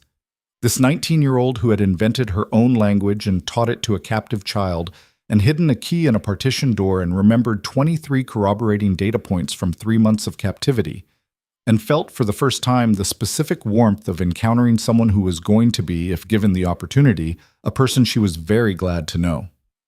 "Thank you," Elara said. "Don't thank me," Lyra said. "Just don't let him circle." She stood, with the decisive energy of someone who has delivered a message and considers the task complete, and went back to the other side of the fire, where a group of Voss's riders were apparently discussing something she had opinions about. Elara looked at the fire for a while. Then Darian sat down where Lyra had been. He didn't say anything immediately. He sat in the way he did most things, with purpose and without waste, his attention on the fire and on her simultaneously. He had changed since this morning. The mountain dirt was gone, the travel wear replaced, and he looked. She registered this with the healer's automatic assessment before she could redirect it, like himself. The self she had been carefully reconstructing over 3 weeks in a 2-room cabin, and that had then been tested against a mountain and had held. "She told you something," he said. "She tells everyone everything," Elara said. "She's been doing that my entire life." A pause that had no anxiety in it, just space. "Elara, I know what you're going to say," she said. "Do you?" "You're going to say something about the capital," she said. "About the inquiry proceedings, about the operational requirements of the next several months, and the legal complexity of closing a 25-year trafficking operation, and the political implications of the consortium members in custody." She looked at him. "You're going to be very thorough about all of it." He looked at her with the slight expression that was his version of being caught doing something. "I'm not going to let you circle," she said. He was quiet for a moment. "She told you that specifically," he said. "She told me that specifically." He exhaled. It was a small sound, and it carried, in the small sound, the particular release of a man who has been maintaining a careful structure and has been given permission to set it down. "I don't want to go back to the capital without you," he said. Simple, direct, in the voice that didn't use more words than it needed. She looked at the fire. "That's a large thing," she said. "Yes. I'm a healer from a cabin outside a town that considered me half-witch," she said. "I have dirt under my nails chronically, and I talk to patients at all hours, and I make compounds in the kitchen that smell terrible, and I have very strong opinions about treatment protocols that most formally trained physicians find irritating." "I know all of that," he said. "Your council will have opinions," she said. "My council will have many opinions," he said. "My council has opinions about everything. My council had opinions about the color of the council room walls for 3 weeks before I overruled them." A pause. "I'm not asking you to be what my council needs. I'm asking you to be what you are." She looked at him. "Which is what?" she said. "The person," he said, who looked at a dying man on an auction platform and did not walk away. The fire crackled between them. Somewhere across the celebration, Lyra was now apparently winning whatever argument she'd entered, based on the quality of the noise. Her father was at a table 20 feet away talking to Saris, who had the expression of a man being given information he had been waiting 25 years for and was writing down with great concentration. Ren was asleep. Cass was looking at a map that someone had produced, tracing routes with her finger. The frontier held them all in its honest night air, cold and without walls. "There are people on this frontier," Elara said slowly, "who have been abandoned by every system that should have protected them. For decades. The infrastructure is gone. The roads, the proper supply lines, the medical access. The consortium operated in the vacuum left by neglect, and closing the consortium doesn't fill the vacuum." She looked at him. "If you want to actually fix what was broken out here, it takes more than an inquiry. It takes people on the ground who understand the frontier." "Yes," he said, "it does." "I'm not going to the capital to be decorative," she said. "I know you're not," he said. "I'm going to be extremely difficult to have in a palace," she said. "I will argue with your physicians. I will insist on frontier protocols that your capital healers will find unorthodox. I will go back here regularly because these people need—" "Elara," he said. She stopped. "I know," he said. "All of it. I know who you are." He looked at her with the complete attention that had been his most constant quality since she dragged him out of a market on a cart. I'm asking you to come anyway, not as a concession, as yourself, everything that you are. She sat with this. The honest frontier air, everything that existed out here did so in the open. Ask me properly, she said. He looked at her. Circle, she said. The corner of his mouth moved, and then, unhurriedly, in the firelight, in the middle of a frontier celebration in a covered market in a border town, with his sister watching from across the fire with the entirely unconcealed attention of a 19-year-old who had been waiting for this, Darian Valcrest, Alpha King of the frontier realm, said, "Will you come with me? Not to the capital, not to the palace. To whatever we build next. Together." Elara looked at the fire. She looked at her father, who was looking at her with the healer's attention and the expression of a man who already knows the diagnosis and is waiting for the patient to catch up. She looked at the ash veil, dark against the night sky, cold and enormous and honest. She looked at Darian. "Yes," she said.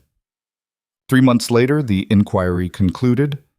The proceedings had been thorough, which meant they had been long, and there had been moments in those 3 months that were harder in different ways than anything on the mountain had been. The specific slow-grinding difficulty of legal process, of watching guilty men try every available mechanism to delay accountability, of the political pressure applied to people who wanted the inquiry to reach conclusions that were convenient rather than accurate. There had been days when Elara had sat in rooms full of people who had decided, without meeting her, what she was and what she could be trusted with, and had looked at her with the specific contempt that powerful people reserve for those they consider to have arrived accidentally in spaces they don't belong. She had handled all of it the way she handled everything, steadily, persistently, with the flat, specific patience of a woman who had spent 11 years in a town that considered her half-witch and had kept going anyway. Her father had testified for 4 days.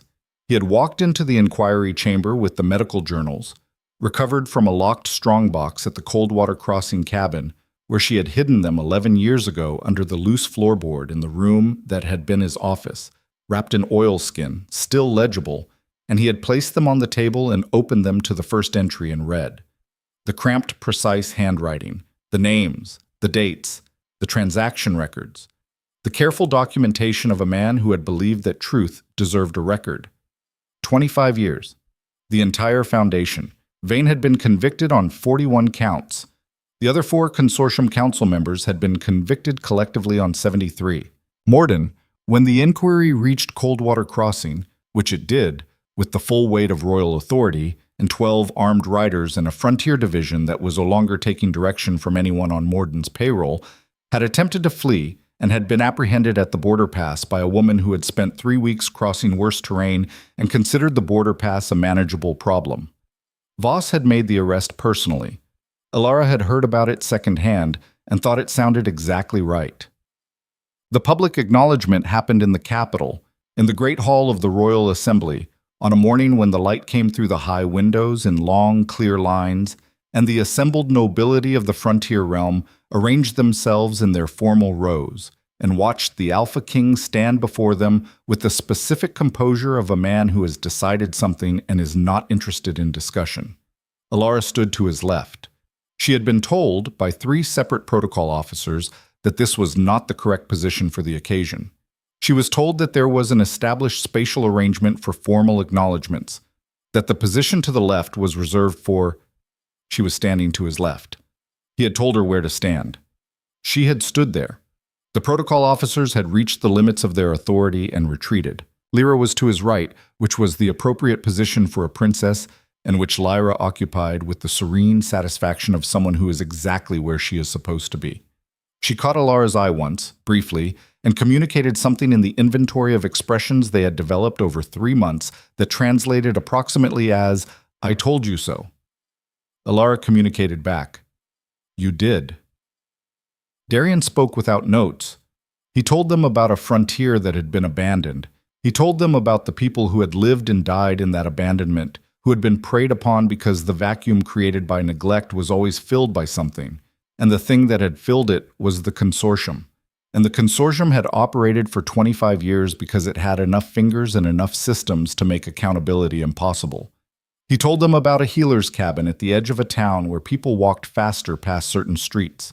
He told them about a single silver coin spent on a dying man nobody wanted. This kingdom failed the frontier, he said, not in one decision, not in 1 year, but in the accumulated weight of 2.5 decades of looking away. We failed the people who needed protection most, and we failed the people who tried to provide it in our absence. He paused. That changes today. Not with a speech, with work. Long, difficult, unglamorous work conducted by people who understand what the frontier actually is, rather than what it looks like on a capital map. He turned to her. The assembled nobility of the frontier realm watched. Elara Vance spent 11 years as a healer in a town that called her half-witch, he said. She treated patients who couldn't pay her. She maintained her father's work when everyone around her had decided the work was finished. She spent her last coin on a stranger's life and asked nothing in return. He looked at her with the complete, unguarded attention that was, she had concluded, the most characteristic thing about him. And then she crossed 2 mountain ranges, opened 2 locks, ran a military-grade pursuit diversion with kitchen ingredients, and came back out the other side with every prisoner accounted for. The hall was very quiet. The frontier does not need a queen who was born to it, he said. It needs one who knows it, who has lived in its cold, who has walked its honest ground.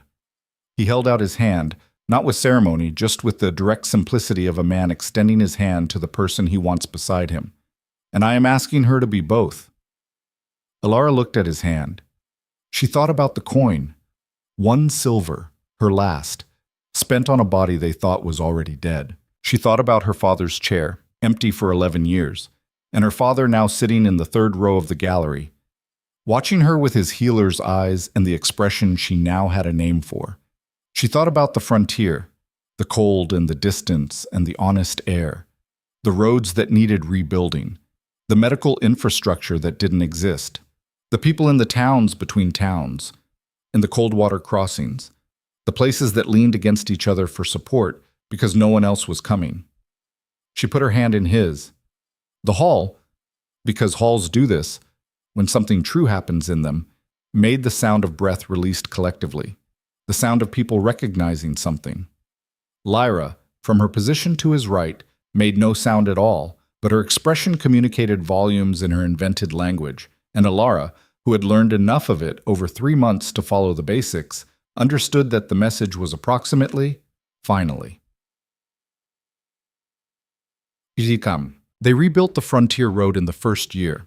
Not the whole thing. The whole thing was a decade's work, and they knew it from the beginning, which was why they did it systematically rather than symbolically. Section by section, prioritizing the connections between isolated communities, opening the routes that the consortium had deliberately kept degraded because degraded roads made oversight difficult. Royal surveyors worked alongside local people who knew the terrain the way Elara knew the Ashvale, from the inside, from years of moving through it on the ground. Cass led the survey team for the eastern passes. She had gone back to her cartography with the specific focus of someone who now understood exactly what maps were for. Not just description, but protection. The act of documenting where things were so that the places could not be made to disappear. She sent Elara a letter from the field every month, usually accompanied by a map notation, and sometimes accompanied by a small sketch of wherever she was that had no practical cartographic purpose, but was beautiful. Saris became the Frontier's official intelligence coordinator, which was essentially what he had been doing for 3 years on no authority and no pay. And the formalization changed his situation considerably in both categories. He remained in Harkin's Ford, which was where the work was. He also remained, as Elara understood him, fundamentally Saris, a man who had decided that Forgettable was a professional asset and maintained it with great discipline even after it stopped being necessary. Pell transferred to the Frontier Division's new medical program, which Elara had designed and which she ran with the specific determination of someone who had spent 11 years watching what happened to communities that lacked proper medical access. It was the best and most fought-over program she had ever created, because every formal medical institution in the capital had opinions about how frontier medicine should be practiced, and every single one of those opinions was wrong in ways she could document precisely, and she did. She was, it turned out, extremely good at documenting things precisely. She got that from her father. He had come back to the frontier. Not to Coldwater Crossing, not yet, that was going to take a different kind of time, but to the work. He consulted on the inquiry proceedings for 6 months and then on the reconstruction efforts for the year after, bringing the same careful, systematic attention that had made him invaluable and then made him a target. He was slower than he had been, his body carrying the honest record of 12 years in ways that no amount of Elara's treatment could fully undo, but the slowness was only physical. The attention was intact. The handwriting in the new journals was the same cramped, precise script as the old ones. He had a new chair. The cabin at the edge of Coldwater Crossing stood empty for the first year. Then Elara sent a letter to a young healer she had been training, a girl of 17 named Marette, from the Asheville foothills, who had the same quality of complete attention that Elara recognized as the foundational requirement, and offered her the cabin and the practice and the difficult, unglamorous, necessary work of being the person people came to when there was nowhere else to go. Marette wrote back in 3 days. The letter said, "Yes, obviously yes. What are the herb arrangements? I want to do them right." Elara had replied with 6 pages on herb arrangement, which she understood was excessive and didn't care. Some things were worth being thorough about. She was in the capital more than she'd expected and the frontier more than her protocol officers preferred, and neither of those facts troubled her. The capital was learning her and she was learning it, and the process was not frictionless. It never was, when something true came into contact with something that had been arranged around a different truth for a long time. There were people who never fully came around. There were rooms she walked into and felt the specific weight of assessment that had followed her in Coldwater Crossing. She had learned, 11 years ago, to keep moving. She kept moving. She had Darien to her left most of the time, which was where she had put herself at the assembly and where she had remained by mutual and unspoken agreement, because the position to the left meant that they faced the same direction, saw the same things, and could speak without turning. It was, she had concluded, the most practical arrangement. Lyra had told her this was the most romantic thing she'd ever heard, which was a sentence that required Elara to leave the room briefly. On a night in the second autumn, cold, the kind of cold that came down off the mountains without mercy, the honest frontier cold she had known all her life. She stood at the window of the eastern wing and looked at the dark outline of the range and thought about a wheelbarrow and a coin and a man who had been dying on an auction platform while the crowd laughed. Darien came to stand beside her. He didn't say anything. He stood with his shoulder against hers, which was his version of the thing he had never been particularly good at saying directly, and she stood with hers against his, which was her version of the same. Outside, the mountains held everything they had always held, the cold and the distance and the truth of things. The roads down there were different now, not finished, not done, but different, in the specific way that change looked when it was real and not symbolic, unglamorous, incomplete, incremental, and absolutely moving in the right direction. The frontier was honest. Out here, everything that existed did so in the open. She had spent 1 coin. She had bought a life, his, and then her father's, and then, in the way of things that compound when you refuse to walk away from them, her own.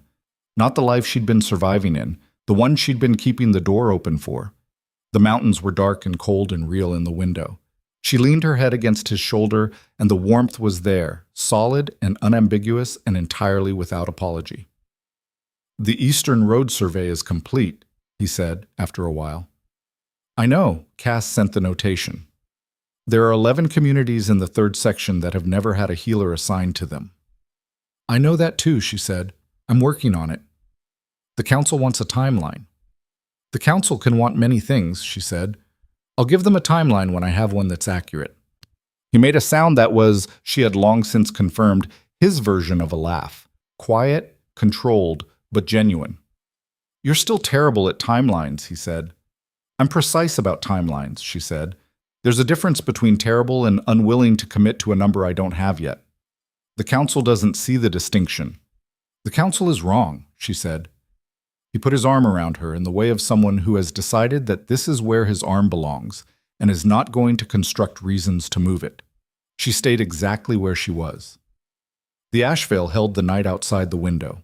Somewhere down its slopes, in the towns between towns, In the places that had once been abandoned to whatever filled the vacuum, people were moving on roads that were open now. Roads that had names and records and supply lines and increasingly healers who knew the terrain from the inside.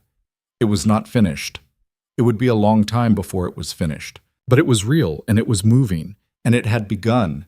The whole long, unglamorous, necessary arc of it on an auction platform in a frontier town, in the lamplight and the cold, when a woman with dirt under her nails and one coin left in the world had looked at a dying man and decided that the answer was yes. It had always been yes. The mountains were honest about it. Everything true existed in the open. Eventually, if someone was willing to keep the door, she had kept it, and here, on the other side, was everything.